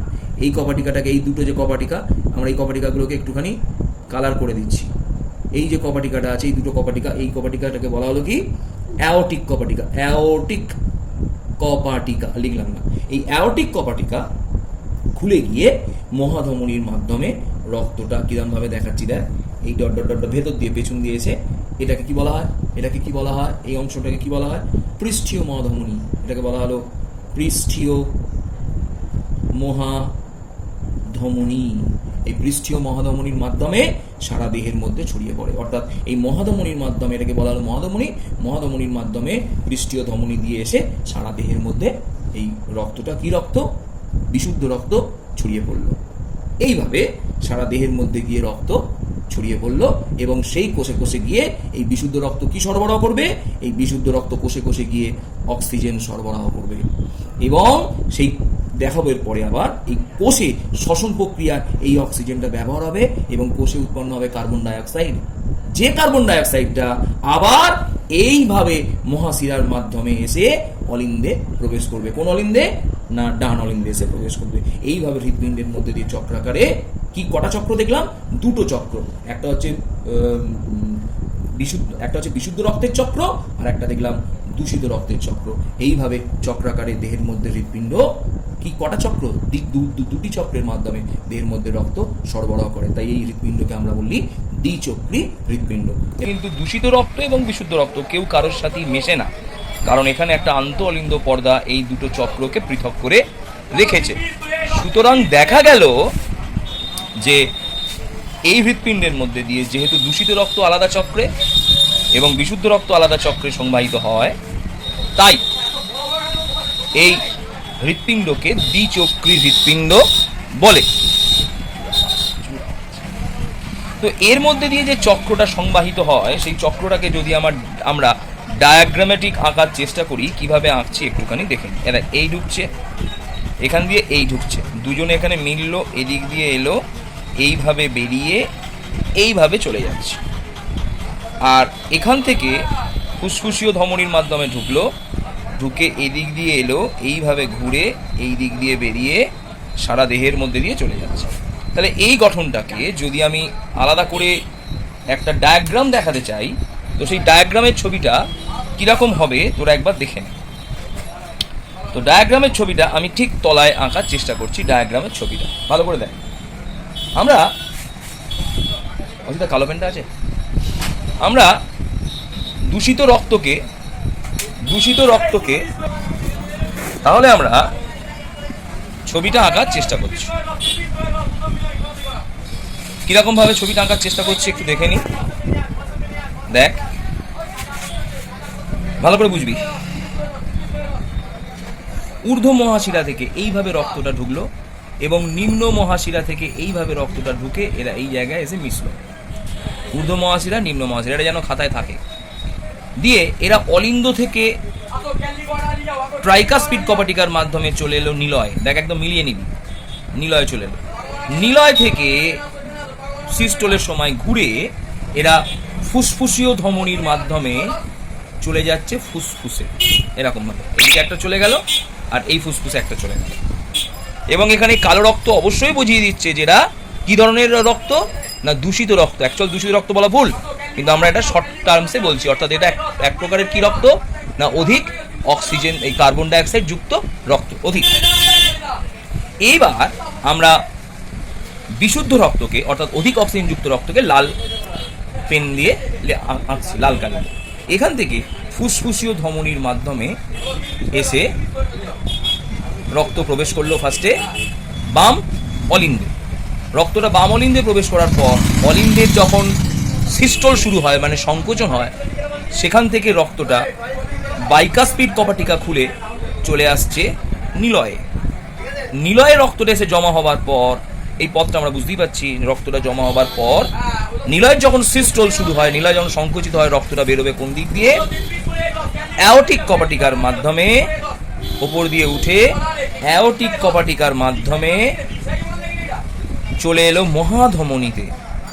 অ্যাওটিক কপাটিকার মাধ্যমে চলে এলো মহাধমনীতে। এই মহাধমনী থেকে বিভিন্ন জায়গায় ছড়িয়ে পড়ে, আর এরপরে মহাধমনীটি হৃৎপিণ্ডের পেছন দিয়ে এসে এইভাবে পৃষ্ঠীয় মহাধমনী গঠন করেছে। তাহলে এখানে যে ছবিটা আঁকলাম এটা প্রচণ্ড ভাইটাল পয়েন্ট। এই ছবিটা তোরা হয়তো কোথাও পাবি না, মানে পাবি না বলতে স্যারেরা হয়তো এইভাবে দেখাবে না। তো আমরা খুব ভালো করে এটা বুঝিয়ে দিলাম। হৃৎপিণ্ডের মধ্যে দিয়ে রক্ত কীভাবে ফ্লো হয় তার এটাকে বলা হয়, একটা চার্ট তৈরি করে দিলাম, অর্থাৎ ডায়াগ্রামেটিক চার্ট তৈরি করে দিলাম। কীভাবে রক্ত ফ্লো হচ্ছে তার অভিমুখও দেখিয়ে দিলাম, এবং এরপরে এটাকে ডট ডট দেখালাম। কেন না, এরপরে এই মহাধমনীর এটা মহাধমনীটি হৃৎপিণ্ডের পেছন দিক দিয়ে নামছে, তাই পেছন দিকে নামার জন্য হৃৎপিণ্ডের আমরা ওই স্থানটাকে আমরা কিভাবে দেখিয়েছি? Dot dot. পেছন দিয়ে নেমে তখনই ধমনীটাকে, মহাধমনী সেই পার্টটাকে আমরা তখন কি বলেছি? পৃষ্ঠীয় মহাধমনী, পিঠের দিকে অবস্থান করছে। এইভাবে হৃৎপিণ্ডের মধ্যে দিয়ে কিন্তু রক্ত প্রবাহিত হয়, তার ফ্লো চার্টটা দেখিয়ে দিলাম। এবং হৃৎপিণ্ডের কপাটিকাগুলো কিভাবে কি কাজ সেটা খুব ইম্পর্টেন্ট, সেটা বলে দিলাম। এছাড়াও নোটের খাতায় এই 4 প্রকার কপাটিকা ছাড়াও নোটের খাতায় এখানে 4 প্রকার কপাটিকার নাম পড়েছি। একটা কপাটিকা এখানে, এটার নাম ট্রাইকাসপিড, ডানে ট্রাই বামে বাই, এটা বাইকাসপিড। এটাকে বলা হয় পালমোনারি কপাটিকা। এই দুটোকে বলা হয়, আগের দিন দেখিয়ে দিয়েছিলাম, অ্যাওর্টিক কপাটিকা। এছাড়াও আরও 2 প্রকার কপাটিকা আছে, যেটাকে বলা হয় ইউস্টেচিয়ান কপাটিকা আর থিবেসিয়ান কপাটিকা। তার কাজ পরে বলবো। অতটা ইম্পর্টেন্ট নয়, তাহলেও বলে দেবো ইউস্টেচিয়ান এবং থিবেসিয়ান কপাটিকার অবস্থান এবং কাজ। ইউস্টেচিয়ান এবং থিবেসিয়ান কপাটিকার মেন কাজ হচ্ছে জেনে রাখ, ওই হৃৎপিণ্ডের মধ্যে হৃৎপিণ্ডের পেশিকোষগুলোকে রক্ত সরবরাহ করাই এদের প্রধান কাজ। তো আর একটা কথা বলে দিই, একটা প্রশ্ন রাখলাম, প্রশ্নটা তো আমাকে এক্ষুনি অ্যান্সার দিয়ে পাঠাবি। যে আমরা জানি ধমনী বিশুদ্ধ রক্ত বহন করে, মানে লাল রক্ত বহন করে, আর শিরা কালো রক্ত অর্থাৎ দূষিত রক্ত বহন করে। তাহলে একটা কথা বল, এখানে ফুসফুসীয় শিরা বহন করছে কিন্তু বিশুদ্ধ রক্ত, লাল রক্ত। ফুসফুসীয় শিরা বহন করছে বিশুদ্ধ রক্ত, আবার এটার নাম হচ্ছে ফুসফুসীয় ধমনী। এটা বোঝা যাচ্ছে, ফুসফুসীয় ধমনী কিন্তু বহন করছে দূষিত রক্ত। ফুসফুসীয় ধমনী বহন করছে দূষিত রক্ত। এইরূপ ব্যতিক্রমের কারণ কি, এর ব্যাখ্যাটা আমাকে চাই। হৃৎপিণ্ডের এর আগের ভিডিও পর্যন্ত হৃৎপিণ্ডের মধ্যে দিয়ে কিভাবে রক্ত সংবাহিত হয়, অর্থাৎ অক্সিজেনযুক্ত রক্ত এবং অধিক কার্বন ডাইঅক্সাইড যুক্ত রক্ত কিভাবে কোন পথে সংবাহিত হয়, সেটা আমরা আগের ভিডিও পর্যন্ত দেখেছি। এবং আমরা এখানে রক্তের সংবহনের যে রেখাপথ, অর্থাৎ দুটি চক্রে যে রক্ত সম্পন্ন হয়, একটা কালো রক্ত মানে দূষিত রক্ত অধিক কার্বন ডাইঅক্সাইড যুক্ত রক্ত, আর একটা লাল রক্ত অর্থাৎ অধিক অক্সিজেনযুক্ত রক্ত, কিভাবে যে আলাদা আলাদা পথে সংবাহিত হয় সেটা আমরা আগের ছবিতে পেয়েছি। এটাকে বলা হয় রক্ত প্রবাহ চক্রের রেখাপথ। এবার আমরা নতুন টার্মস আজকে একটা শিখছি, সেটাকে বলা হয়, একটুখানি বলে দিই, সেটাকে বলা হয় কলামনিক কার্নিক। কলামনিক কার্নিক কি না একটু বলে দিই। হৃৎপিণ্ডের নিলয়ের প্রাচীরটা লক্ষ্য করলে, আমি কিন্তু নিলয়ের প্রাচীরগুলো সম্বন্ধে বলে দিয়েছিলাম, বাম নিলয়ের প্রাচীর একটু পুরু হবে এবং ডান নিলয়ের প্রাচীর একটু পাতলা হবে। কেন হবে বলে দিয়েছিলাম, ভিডিওগুলো দেখে নিবি, সেখানে ক্লিয়ার করে বলা আছে। এই বাম নিলয়ের প্রাচীরটির মধ্যে যদি আমরা লক্ষ্য করি, এই প্রাচীরের মধ্যে অনেক খাঁজ দেখা যায়। এই প্রাচীরের মধ্যে যে খাঁজগুলো দেখা যায়, সেই খাঁজগুলোকে বলা হয় কলামনিক কার্নি। কলামনিক কার্নি। এই বাম নিলয়ের প্রাচীরেও এই খাঁজ দেখা যায় এবং ডান নিলয়ের প্রাচীরেও এই খাঁজ দেখা যায়। কলামনিক কার্নিক, এগুলো হচ্ছে নিলয়ের প্রাচীর অবস্থিত এই খাঁজগুলো কলামনিক কার্নি। এবং এই কলামনিক কার্নি থেকে ভালো করে দেখ, আমি এখানে ছবিটা আঁকছি আরো ভালো বুঝতে পারবি, এইভাবে কিছু পেশি সৃষ্টি হয়েছে। কলামনিক কার্নি থেকে এইভাবে কিছু পেশি সৃষ্টি হয়েছে। ক্লিয়ার করে নি। এই পেশিগুলোকে বলা হয় প্যাপিলারি পেশি। তাহলে কলামনিক কার্নি থেকে কিছু কিছু স্থানে কিছু পেশির সৃষ্টি হয়েছে, যে পেশিগুলোকে বলা হয় প্যাপিলারি পেশি। এগুলো একটু জানা রাখা দরকার বলে আমরা ভিডিওতে বলে দিচ্ছি। এই প্যাপিলারি পেশি থেকে কিছু সুতোর ন্যায় অংশের সৃষ্টি হয়েছে। যে সুতোর ন্যায় অংশগুলি সরাসরি প্যাপিলারি পেশি থেকে শুরু করে সরাসরি যুক্ত হয়েছে কোথায় না বাইকাসপিড এবং ট্রাইকাসপিড কপাটিকা। এটা কি, ডানে ট্রাই বামে বাই, তাহলে বাইকাসপিড ট্রাইকাসপিড কপাটিকার সাথে কিছু এরকম সুতো যুক্ত হয়েছে, মানে এগুলোকে বলা হয় তন্তু। আর ঠিক এখান থেকেও এইভাবে কিছু তন্তু যুক্ত হয়েছে। এই তন্তুগুলোকে বলা হয় কর্ডি টেন্ডনি। তন্তুগুলোকে কি বলা হয়, আমি তন্তুগুলোর জন্য স্পেশালি নাম এখানে লিখছি, নাম হলো কর্ডি টেন্ডনি। তাহলে আমরা কটা পার্ট শিখলাম আজকে নতুন। খাঁজগুলোকে বলা হয় কলামনিক কার্নি, খাঁজ থেকে যে পেশির সৃষ্টি হয়েছে তাকে বলা হয় প্যাপিলারি পেশি, এবং প্যাপিলারি পেশি থেকে যে তন্তুর সাহায্যে সরাসরি বাইকাসপিড এবং ট্রাইকাসপিড কপাটিকাগুলো যুক্ত হয়েছে, সেই তন্তুগুলোকে বলা হয় কর্ডি টেন্ডনি। এই কর্ডি টেন্ডনি প্যাপিলারি পেশির মাধ্যমে বাইকাসপিড বা ট্রাইকাসপিড কপাটিকার সাথে যুক্ত হয় বলেই কপাটিকাগুলি একদিকে খোলে। অর্থাৎ রক্ত অলিন্দ থেকে নিলয়ে আসতে পারে, কিন্তু নিলয় থেকে রক্ত অলিন্দে যায় না, কারণ এই কর্ডি টেন্ডনি বাইকাসপিড এবং ট্রাইকাসপিড কপাটিকার সঙ্গে যুক্ত আছে বলে। কারণটা বুঝে গেলাম নিশ্চয়ই। এবার একটা কথা আমি বলে দিই, আমাদের তো নোটেতে কপাটিকাগুলো সম্বন্ধে আলোচনা করা আছেই, তা সত্ত্বেও আমি দুটো নতুন কপাটিকার নাম আগের দিন বলিনি, সেগুলো একবার আজকে অ্যাড করে দিলাম। চারটে কপাটিকাই কিন্তু মেন। এবার আমরা আজকে দুটো কপাটিকার নাম পড়ছি। 5 নম্বর কপাটিকা নাম হচ্ছে থিবেসিয়ান কপাটিকা। এর আগে 4টে কপাটিকা কি কি পড়েছি একবার দেখে নি। বাইকাস্পিড কপাটিকা, ট্রাইকাস্পিড কপাটিকা, অ্যাওর্টিক কপাটিকা, অ্যাওর্টিক কপাটিকা, অ্যাওর্টিক ভালভ, অ্যাওর্টিক ভালভ আর পালমোনারি ভালভ। এর নাম হচ্ছে থিবেসিয়ান কপাটিকা, থিবেসিয়ান ভালভ, কপাটিকা। এগুলো কপাটিকার নাম কেন আমরা জানি। এই থিবেসিয়ান কপাটিকার অবস্থান হচ্ছে ঊর্ধ্ব মহাশিরা এবং ডান অলিন্দের সংযোগস্থলে।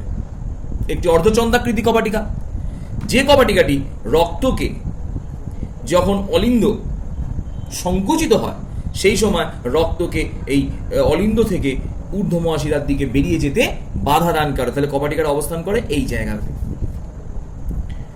আর আরেকটা আছে ইউস্টেচিয়ান কপাটিকা। আর একটা কপাটিকার নাম কি হলো ইউস্টেচিয়ান কপাটিকা। এই কপাটিকা হচ্ছে নিম্ন মহাশিরা এবং ডান অলিন্দের সংযোগস্থলে অবস্থান করে।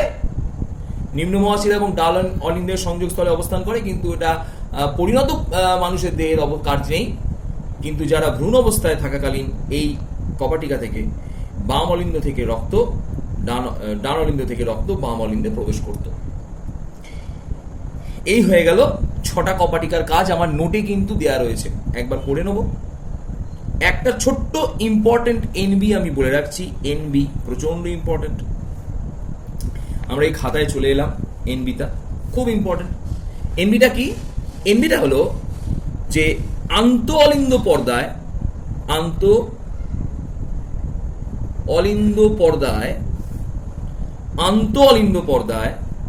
ভ্রূণ অবস্থায়, যখন ভ্রূণ থাকে, ভ্রূণ অবস্থায় একটি ছিদ্র থাকে। এটা কিন্তু এক্সট্রা বা এনবি লিখতে পারিস, হ্যাঁ, যাকে foramen of oval, foramen of oval বলা হয়। স্যার কোনখানটা? আন্তলিন্দ পর্দা। ছবিটা আমরা এখানটা থেকে দেখে নিচ্ছি। এই ঠিক এই জায়গা করে এটাকে বলা হয় আন্তলিন্দ পর্দা। এই জায়গাটা করে একটা ছিদ্র থাকে, যে ছিদ্রটাকে বলা হয় ফোরামেন অফ ওভেল। যখন ভ্রূণ আস্তে আস্তে শিশুতে পরিণত হতে থাকে, তখন ওই ছিদ্রটা আস্তে আস্তে একটি পাতলা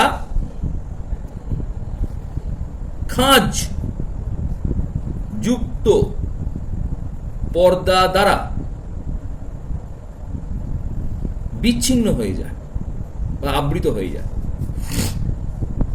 আবৃত বলে দিয়ে, হ্যাঁ, আবৃত হয়। তখন এই খাঁজযুক্ত অংশটিকে বলা হয় ফসা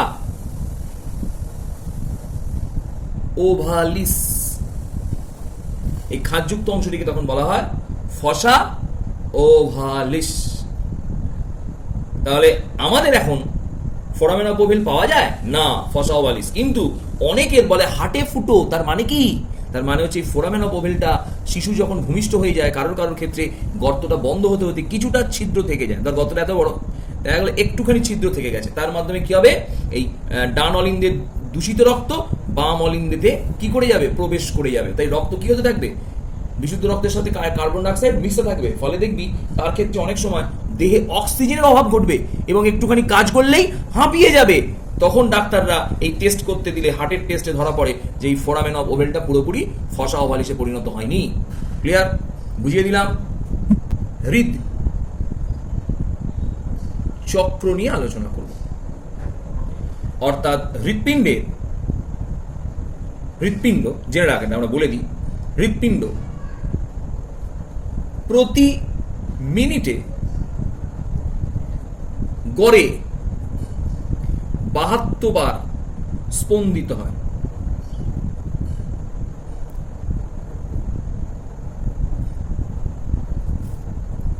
অর্থাৎ একবার স্পন্দনের জন্য তার সময় লাগে, একবার স্পন্দনের জন্য 60 সেকেন্ড বাই 72 সমান 0.8 সেকেন্ড।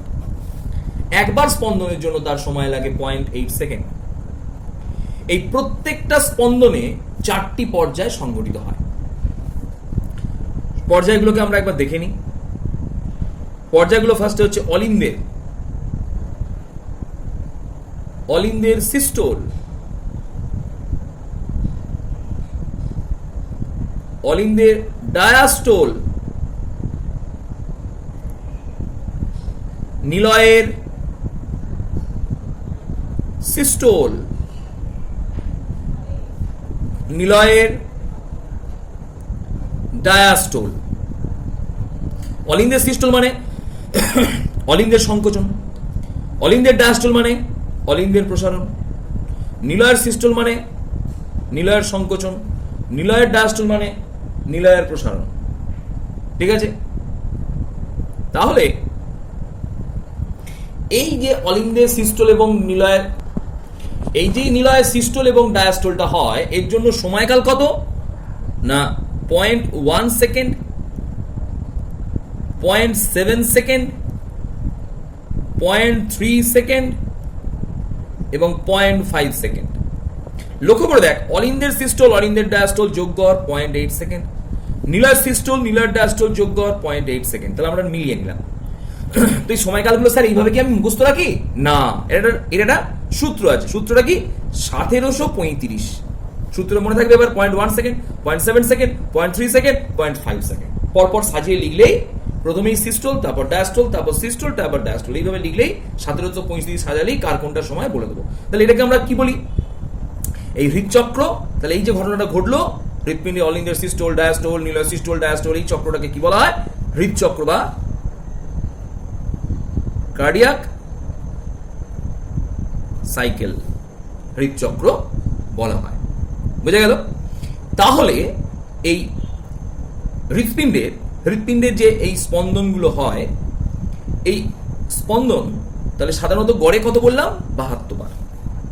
কিন্তু এর কিছু অ্যাবনর্মালিটি দেখা যায়।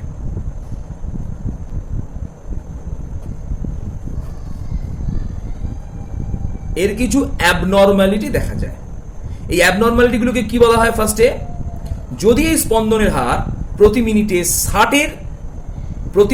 60-এর কম হয়, তাহলে 60 স্পন্দন 60 পার মিনিট, এর যদি কম হয়ে যায়, অর্থাৎ কারো যদি 60-এর কম স্পন্দিত হয়, তখন সেটাকে কি বলা হয়? তখন সেটাকে বলা হয় ব্র্যাডিকার্ডিয়া। ব্র্যাডিকার্ডিয়া। আর যদি স্পন্দনের হার 100 পার মিনিট তার বেশি হয়ে যায়, মিনিট বা তার বেশি হয়ে যায়, বা তার বেশি, 100 হলেও হবে, হ্যাঁ, তার বেশি হয়ে যায়, তখন তাকে বলা হয় ট্রাকিকার্ডিয়া।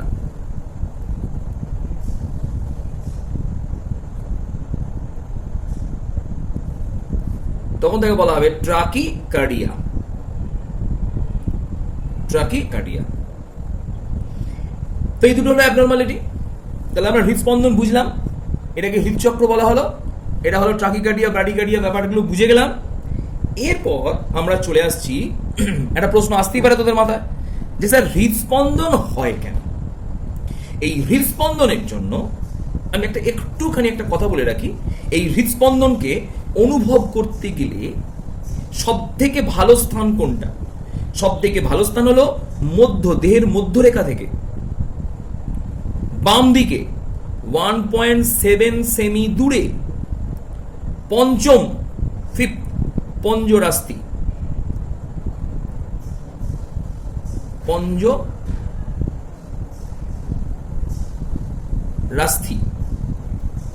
তাহলে 1.7 সেমি দূরে পঞ্জরাস্থি অঞ্চলে এই সাউন্ড সব থেকে ভালো শোনা যায়। তাহলে ডাক্তাররা যখন হার্টের স্টেথোটা ঠেকাবে, কোন জায়গায় ঠেকাবে, তাদের একটা আইডিয়া আছে, তারা ঠিক এই জায়গায় ঠিকিয়ে দেখে নেবে হার্টের সাউন্ডগুলো পাওয়া যায়।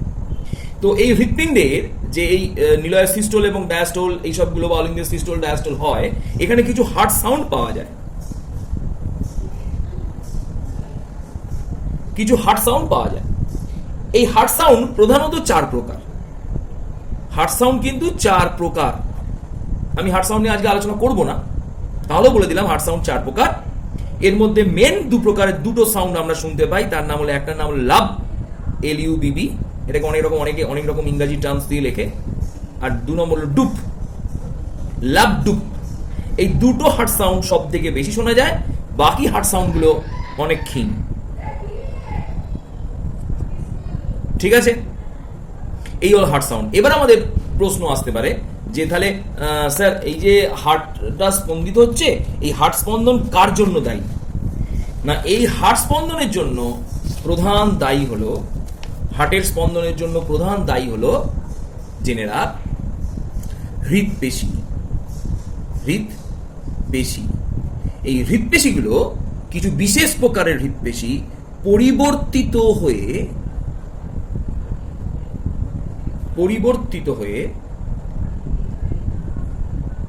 এই ধরনের পরিবর্তিত হয়ে স্পন্দন সৃষ্টিকারী, স্পন্দন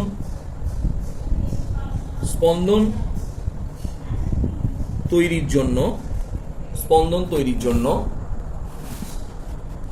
বিশেষ ধরনের সংযোগী কলা, স্পন্দন তৈরির জন্য বিশেষ ধরনের সংযোগী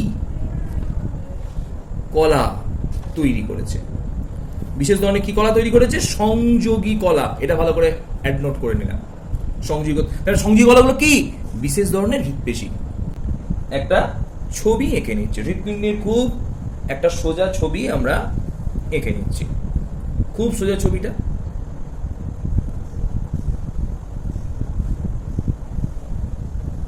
এই একটা ছবি এঁকে নিলাম, হৃৎপিণ্ডের একটা ছবি আমরা এঁকে নিলাম।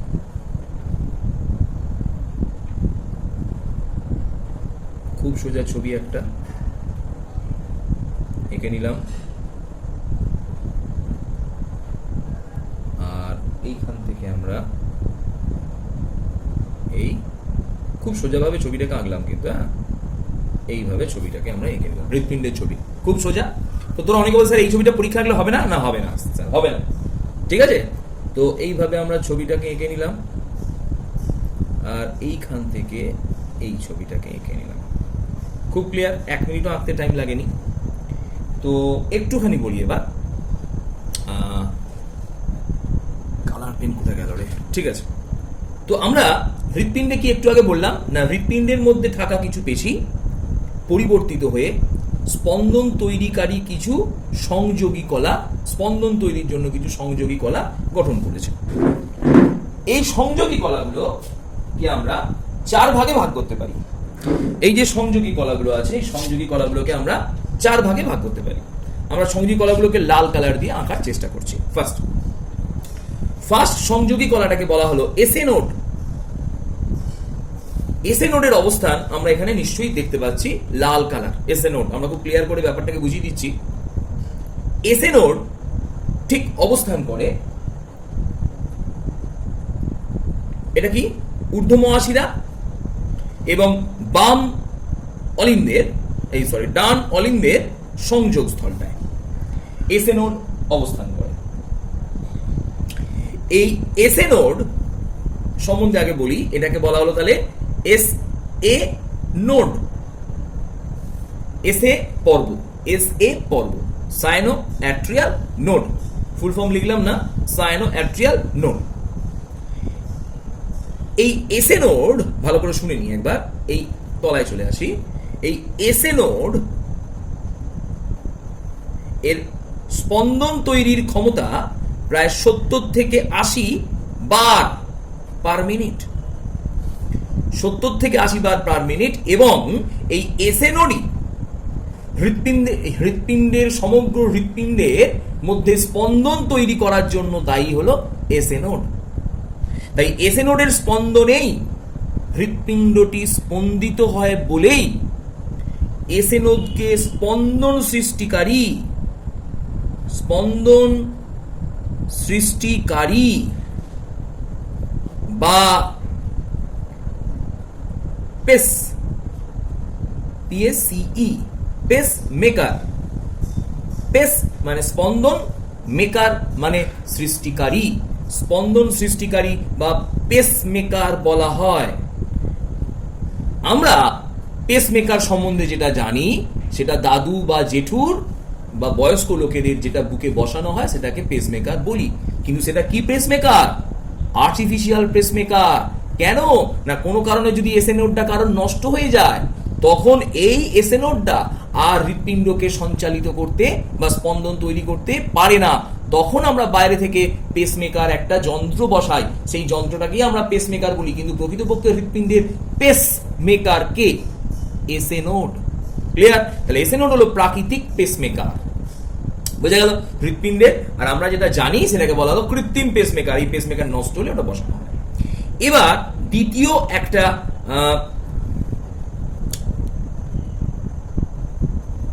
এর কথা বলছি, আর একটা সংযোগী কলার নাম বললাম এভি নোড।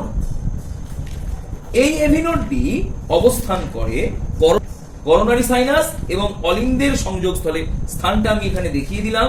করোনারি সাইনাস এবং অলিন্দের সংযোগস্থলে এই পেসমেকারটি অবস্থান করে। এই পেসমেকারটির নাম হলো এভি নোড। এই এভি নোড এটার নাম তাহলে কি দিলাম? এটার নাম দিলাম এভি নোড। এই এভি নোডের স্পন্দন হার কত? AV node. এই এভি নোডের স্পন্দন হার 40 থেকে 60 বার পার মিনিট। এর নিজস্ব স্পন্দন ক্ষমতা আছে, কিন্তু তা সত্ত্বেও এই এভি নোড এসএ নোডের স্পন্দনেই স্পন্দিত হয়। বুঝতে পারলাম না স্যার। ঘরে যদি কেউ বর্দা থাকে, মেজদার কথায় কিন্তু অন্য সময় চলতে পারে, কিন্তু বর্দা থাকলে বর্দার কথাতেই মেজদা এবং বাকির ঘরের সবাই চলে।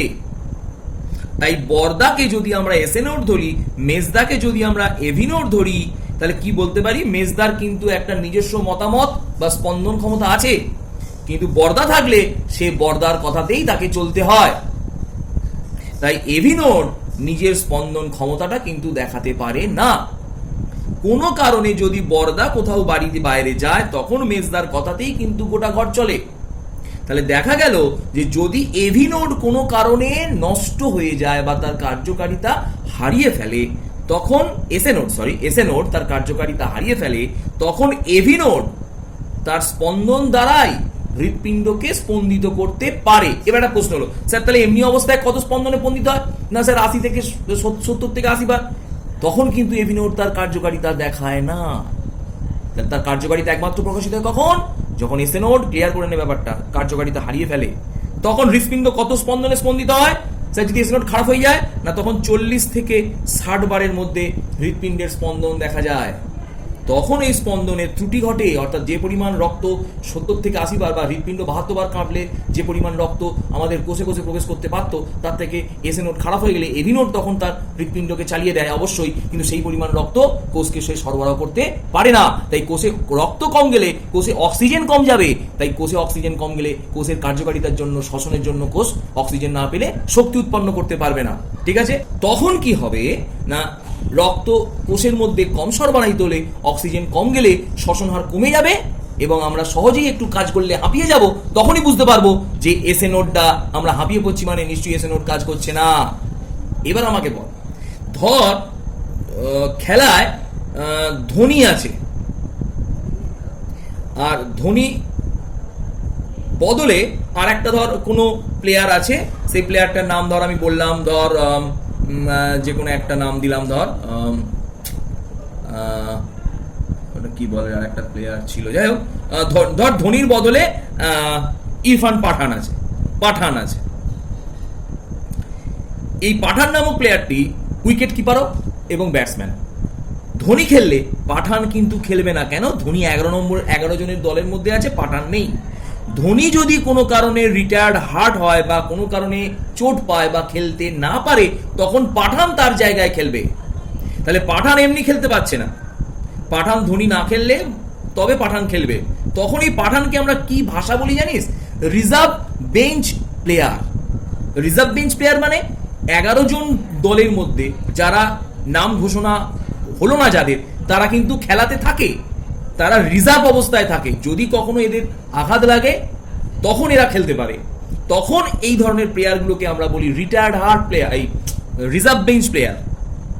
অর্থাৎ এরা খেলায় সিলেকশন হয়েছে, কিন্তু খেলতে পারছে না, 11 জন প্লেয়ার আছে বলে। ঠিক একইভাবে আমি এতক্ষণ ধরে কথাটা বললাম এই কারণেই যে এভি নোড তার কার্যকারিতা দেখাতে পারবে তখনই যদি এসএ নোড নষ্ট হয়। তাই এভি নোডকে বলা হয় রিজার্ভ পেসমেকার বা এটাকে বলা হয় সংরক্ষিত ছন্দ নিয়ামক বা সংরক্ষিত পেসমেকার। বোঝা গেল কি বললাম? তাহলে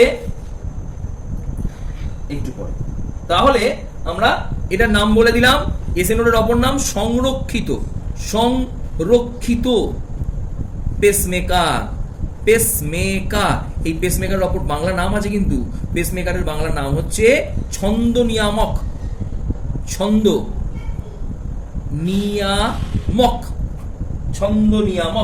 তাহলে এটাকে বলা হলো রিজার্ভ পেসমেকার। এরপর চলে আসছি এভি নোড থেকে তিনটে এরকম তন্তু উৎপন্ন হয়ে এভি নোডের সাথে এসে যুক্ত হয়েছে। এই তিনটে তন্তুকে বলা হয় আন্তঃনোডীয় তন্তু। এই তিনটে তন্তুকে বলা হয়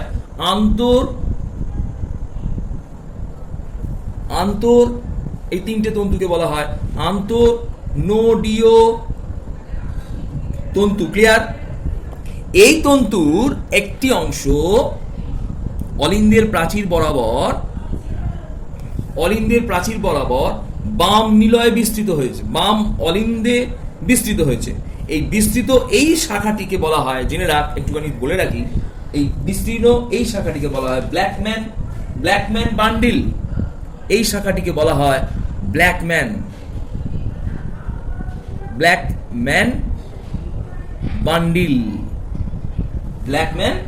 বান্ডিল বলা হলো। ঠিক আছে, এবার ভালো করে বুঝে নি। এই এভি নোড থেকে স্পন্দনটি অপর দুটি দ্বিধা বিভক্ত শাখার মাধ্যমে নিলয়ের প্রাচীরে ছড়িয়ে পড়ে। এই স্পন্দনটা কোন আরো দুটো শাখার মাধ্যমে কোথায় ছড়িয়ে পড়লো? নিলয়ের প্রাচীরে। এই শাখাগুলোকে তখন আমরা নাম দিলাম, এই শাখাগুলোকে বলা হলো হিজের বান্ডিল অফ হিজ বা হিজের বান্ডিল অফ হিজ বা হিজ, বিজ্ঞানী হিজের বান্ডিল বলা হয়। এই শাখাগুলো ভালো করে শুনবি, স্পন্দনকে এভি নোড থেকে কোথায় নিয়ে চলে এলো? নিলয়ের প্রাচীরে নিয়ে চলে এলো। এরপর এই শাখা থেকে কিছু আরো প্রশাখা উৎপন্ন হয়, যে প্রশাখাগুলো নিলয়ের প্রাচীর মধ্যস্থ এবং প্যাপিলারি পেশি আমরা তো ছবি এখানে এঁকেইছিলাম। এগুলো কি ছিল? প্যাপিলারি পেশি। এরকম অজস্র প্যাপিলারি পেশি আছে। এই প্যাপিলারি পেশির মধ্যে প্রবেশ করে যায় কারা? এই প্রশাখাগুলো। এই প্রশাখাকে বলা হয় পার্কিঞ্জি তন্তু, পার্কিঞ্জি ফাইবার,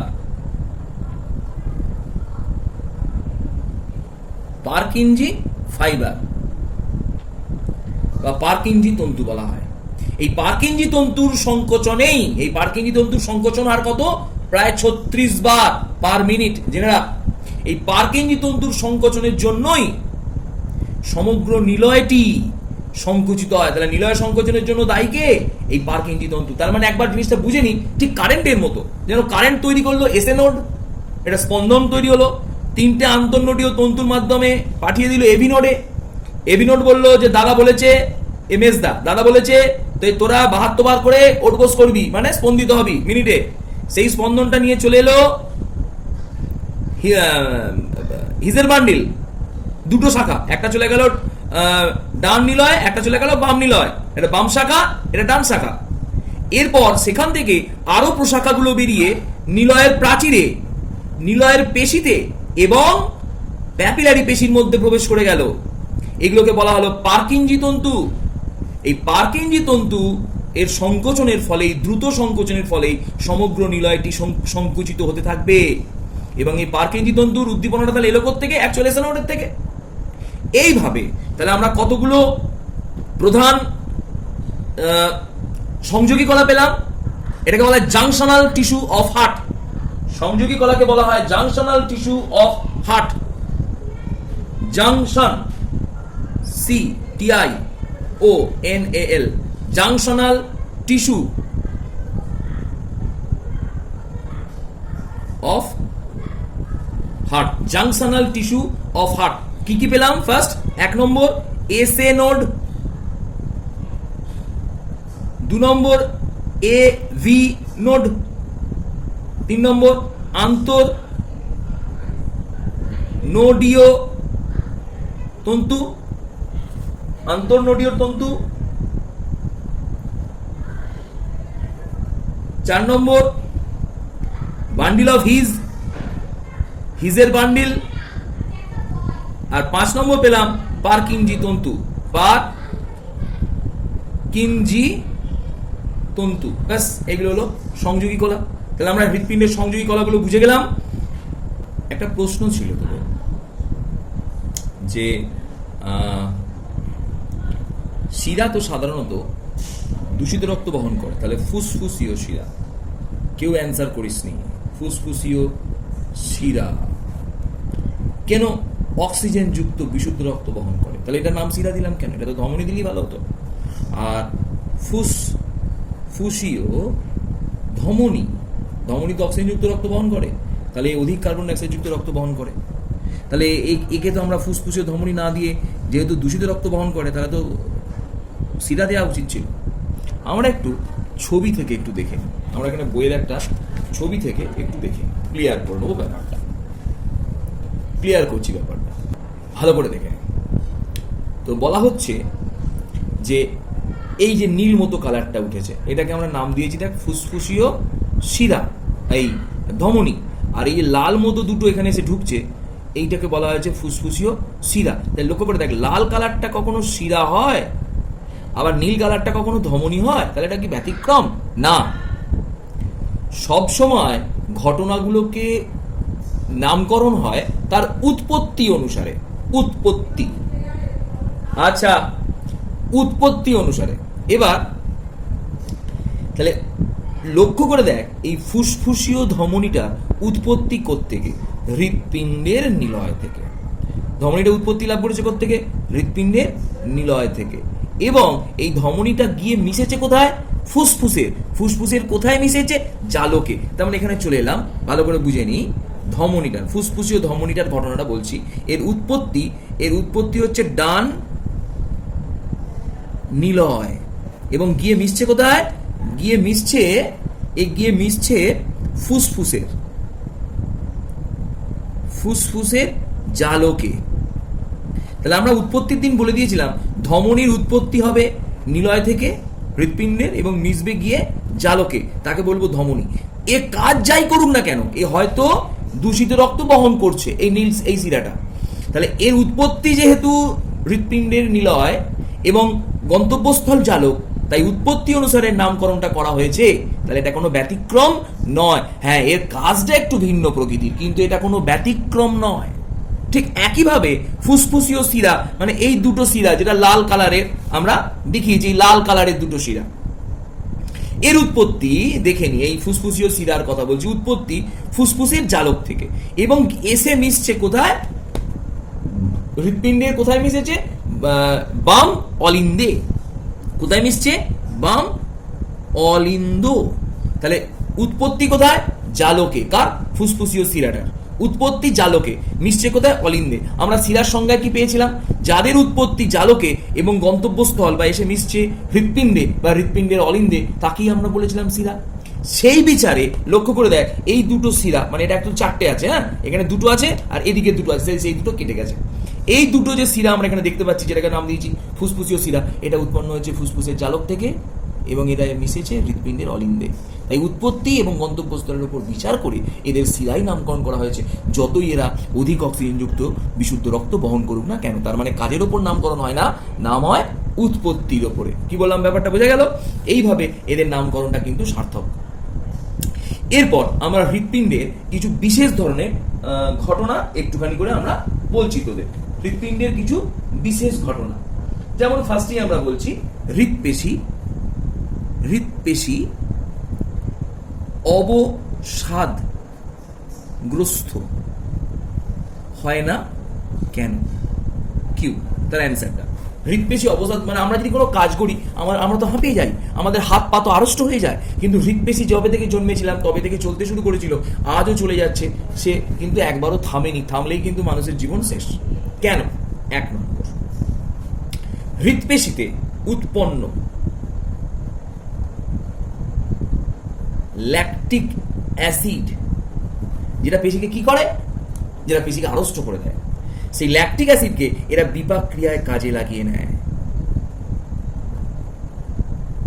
বিপাক ক্রিয়ায় কাজে লাগায় কিভাবে? না, হৃদপেশিতে ল্যাকটিক ডিহাইড্রোজিনেজ নামক উৎসেচক থাকে, যে উৎসেচকটি ল্যাকটিক অ্যাসিডকে সরাসরি বিপাক ক্রিয়ায় কাজে লাগিয়ে শক্তি উৎপন্ন করতে পারে। 1, 2, হৃদপেশির দীর্ঘ, এটা প্রচন্ড স্টার পয়েন্টস, নিশার কালের অধিকারী। হৃদপেশি দীর্ঘ নিশার কালের অধিকারী মানে একে যদি একবার উদ্দীপিত করি, তাহলে দ্বিতীয়বার উদ্দীপনায় এ উদ্দীপিত হবে সেই সময়কালটা অনেকটা বেশি। একে বলা হয় নিশার কাল। নিশার কাল কি কাকে বলা হলো? একটা পেশি আছে, একটা পেশিকে উদ্দীপনা দিলাম, করে উঠলো, সঙ্গে সঙ্গে দ্বিতীয়বার একবার উদ্দীপনা দিলে সে আবার করে উঠবে, অর্থাৎ একটা করে প্রত্যেক উদ্দীপনায় সে তার উদ্দীপনায় সংকুচিত হবে বা সাড়া দেবে। কিন্তু হৃদপেশিকে একবার উদ্দীপনা দেওয়ার পর দীর্ঘ সময় পরও দ্বিতীয় কোনো উদ্দীপনা দিলে হৃদপেশি কি হবে না? উদ্দীপিত হবে না। এই একটা উদ্দীপনা পরে পরবর্তী যে সময়কাল জুড়ে দ্বিতীয়বার কোনো উদ্দীপনা হৃদপেশিকে উদ্দীপিত করতে পারে না, সেই সময়কালটাকেই বলা হয় পেশির নিশার কাল। তাহলে হৃদপেশির নিশার কাল অনেক দীর্ঘ হওয়ায় হৃদপেশি সহজে অবসাদগ্রস্ত হয় না। তাহলে নিশার কাল কাকে বলে আজ জিজ্ঞেস করবি না। একবার কোনো উদ্দীপনা দিলাম, তারপর যতক্ষণ সময় ধরে দ্বিতীয় কোনো উদ্দীপনা হৃদপেশিকে আর উদ্দীপিত করতে পারে না, সেই সময়টা কালকেই, বা পেশিকে আর উদ্দীপিত করতে পারে না, সেই সময়কালকেই বলা হয় নিশার কাল। হৃদপেশির নিশার কাল খুব দীর্ঘ। বোঝা গেল? আচ্ছা, ব্যাস দুটো ইম্পর্টেন্ট পয়েন্টস বলে দিলাম, আর দরকার নেই। এরপর চলে আসছি আমরা আর একটা প্রশ্নে, আর একটা কি, কার্ডিয়াক আউটপুট কি? কার্ডিয়াক আউটপুট, কার্ডিয়াক আউটপুট কি?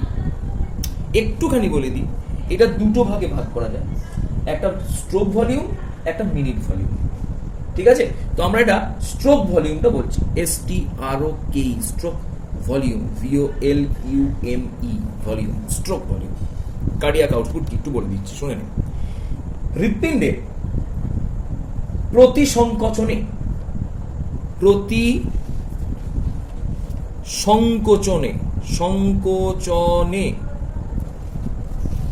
হৃৎপিণ্ডের প্রতি সংকোচনে প্রতিটি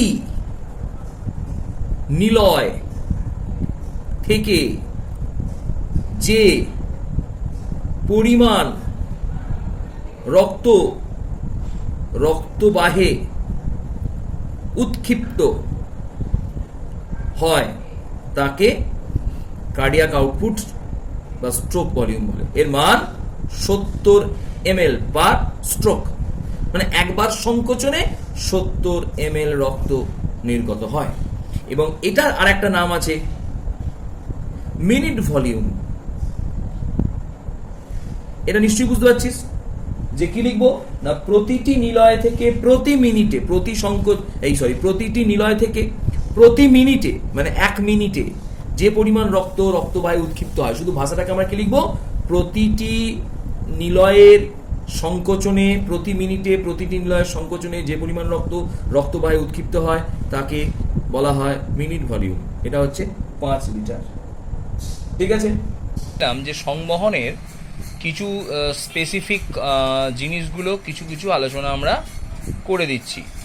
তো সেখানে একটা নতুন টার্মস আমি একটুখানি ইউজ করি, TC ও DC। TC for total count আর DC for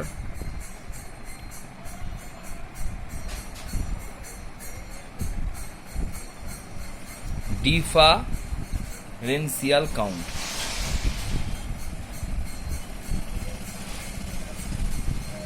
differential count, total count আর ডিফারেন্সিয়াল কাউন্ট। এই ব্যাপারটা কি?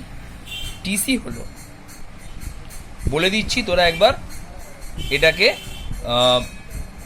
বোর্ডওয়ার্ক থেকে খাতায় তুলে নিবি যদি না থাকে খাতায়। হ্যাঁ, যখন কোনো রক্তের কণিকাকে, সেটা শ্বেতকণিকাই হোক আর লোহিত কণিকাই হোক, শ্বেতকণিকাটা স্পেশালি ইউজ করা হয়। যখন কোনো শ্বেতকণিকাকে, সমগ্র শ্বেতকণিকার কণিকার একসাথে বা একই সাথে সংখ্যা গণনা করা হবে বা মোট সংখ্যা গণনা করা হবে, তাকে বলা হয় টোটাল কাউন্ট। যেমন টোটাল কাউন্টের মান ধরে নেই 12,000 শ্বেতকণিকার পার মাইক্রোলিটার। টোটাল কাউন্ট হলো 12 শ্বেতকণিকা 12,000 মাইক্রোলিটার। ঠিক আছে, এবার ডিফারেন্সিয়াল কাউন্টে চলে এলাম। ডিফারেন্সিয়াল কাউন্ট কি না, যখন শ্বেতকণিকাগুলোর ভিন্ন ভিন্ন শ্বেতকণিকার, যেমন নিউট্রোফিল, ইওসিনোফিল, বেসোফিল, মোনোসাইট, এদের ভিন্ন ভিন্ন শ্বেতকণিকাগুলোর আলাদা আলাদাভাবে বা পৃথকভাবে সংখ্যা গণনা করা হয়, সংখ্যা গণনা করা হয়, তাকেই বলা হয়, এটা লিখে নেবো কিন্তু, ডিফারেন্সিয়াল কাউন্ট। তাহলে তাকে আমরা বললাম ডিফারেন্সিয়াল কাউন্ট। যেমন নিউট্রোফিলের ডিফারেন্সিয়াল কাউন্ট হলো 6,000 পার মাইক্রোলিটার রক্তে। ডিফারেন্সিয়াল কাউন্ট হলো 6,000 থেকে 8,000 আর কি, হ্যাঁ একটু রেঞ্জ করে দিলাম, 8,000 পার মাইক্রোলিটার রক্তে। এরা ডিফারেন্সিয়াল কাউন্ট নিউট্রোফিলের। ক্লিয়ার? এবার সবসময় কি একটা সংখ্যা লিখতে নেই, রেঞ্জ লিখতে হয়, কারণ শ্বেতকণিকা, লোহিত কণিকা, এই অনুচক্রিকা এরা একদম নির্দিষ্ট সংখ্যায় কখনো থাকতে পারে না। বিভিন্ন প্রাণী, মানুষের দেহে এর সংখ্যা কিন্তু বিভিন্ন হয়ে থাকে। ঠিক আছে, আসছি পরের ভিডিওয়ে, এই ভিডিওয়ে পরের পার্টে চলে আসছি। খুব ইম্পর্ট্যান্ট, আজকে প্রচণ্ড ইম্পর্ট্যান্ট একটা টপিকস করাবো। সেই টপিক্সটা, আচ্ছা তার মধ্যে কিছু কিছু আমি একটুখানি বলে দিই। একটা প্রশ্নটা ছিল নাকি জানি না, যে লোহিত কণিকা আরবিসি এই রকম উভ অবতল হওয়ার কারণ কি? প্রশ্নটা লিখলাম, এর কারণ আমি দুটো বলে দিচ্ছি, বলেছিলাম নাকি জানি না ভিডিওতে, তবু আমি একটু বলে দিই। 1 নম্বর, যখন রক্তবাহের মধ্যে দিয়ে যাবে, এই আরবিসির এরকম উভ অবতল হওয়ার জন্য, রক্তবাহের মধ্যে দিয়ে যাওয়ার জন্য রক্তবাহের মধ্যে বাধা কম তৈরি হবে, কম বাধা তৈরি হবে, সহজেই রক্তবাহের মধ্যে দিয়ে আরবিসি যাতায়াত করতে পারবে। অর্থাৎ বাধা সান্দ্র রক্তের মধ্যে দিয়ে সহজেই যাতায়াত করতে পারবে। এবং 2 নম্বর পয়েন্টস একটুখানি বলে দিই, যে রক্ত যদি কোনো কারণে লঘু হয়ে যায়, আমরা কিন্তু কথার সাথে সাথে লিখছি, তোরা কিন্তু কথাগুলো শুনে শুনে বোর্ডওয়ার্কটা রেডি করে নিবি, তাই তো? আমরা যদি কোনো কারণে রক্ত যদি কোনো কারণে লঘু হয়ে যায়, তখন রক্ত থেকে জলীয় অংশ আরবিসির মধ্যে প্রবেশ করবে। ছবিটা দেখে নে, রক্ত থেকে জলীয় অংশ কোথায় প্রবেশ করবে? আরবিসির মধ্যে। তখন আরবিসি এই অন্তঃবিস্রবণ প্রক্রিয়ার ফলে আরবিসির মধ্যে যখন রক্তের জলীয় অংশ প্রবেশ করবে, কি প্রক্রিয়া বললাম? অভিস্রবণ প্রক্রিয়ায় যখন আরবিসির মধ্যে যখন জলীয় অংশটা প্রবেশ করবে রক্তের, তখন আরবিসিটা একসময় ফুলে উঠবে। এবং পিং পং বলের মতো আকার ধারণ করবে। পিং পং বলের মতো আকার ধারণ করেও নিজের অস্তিত্ব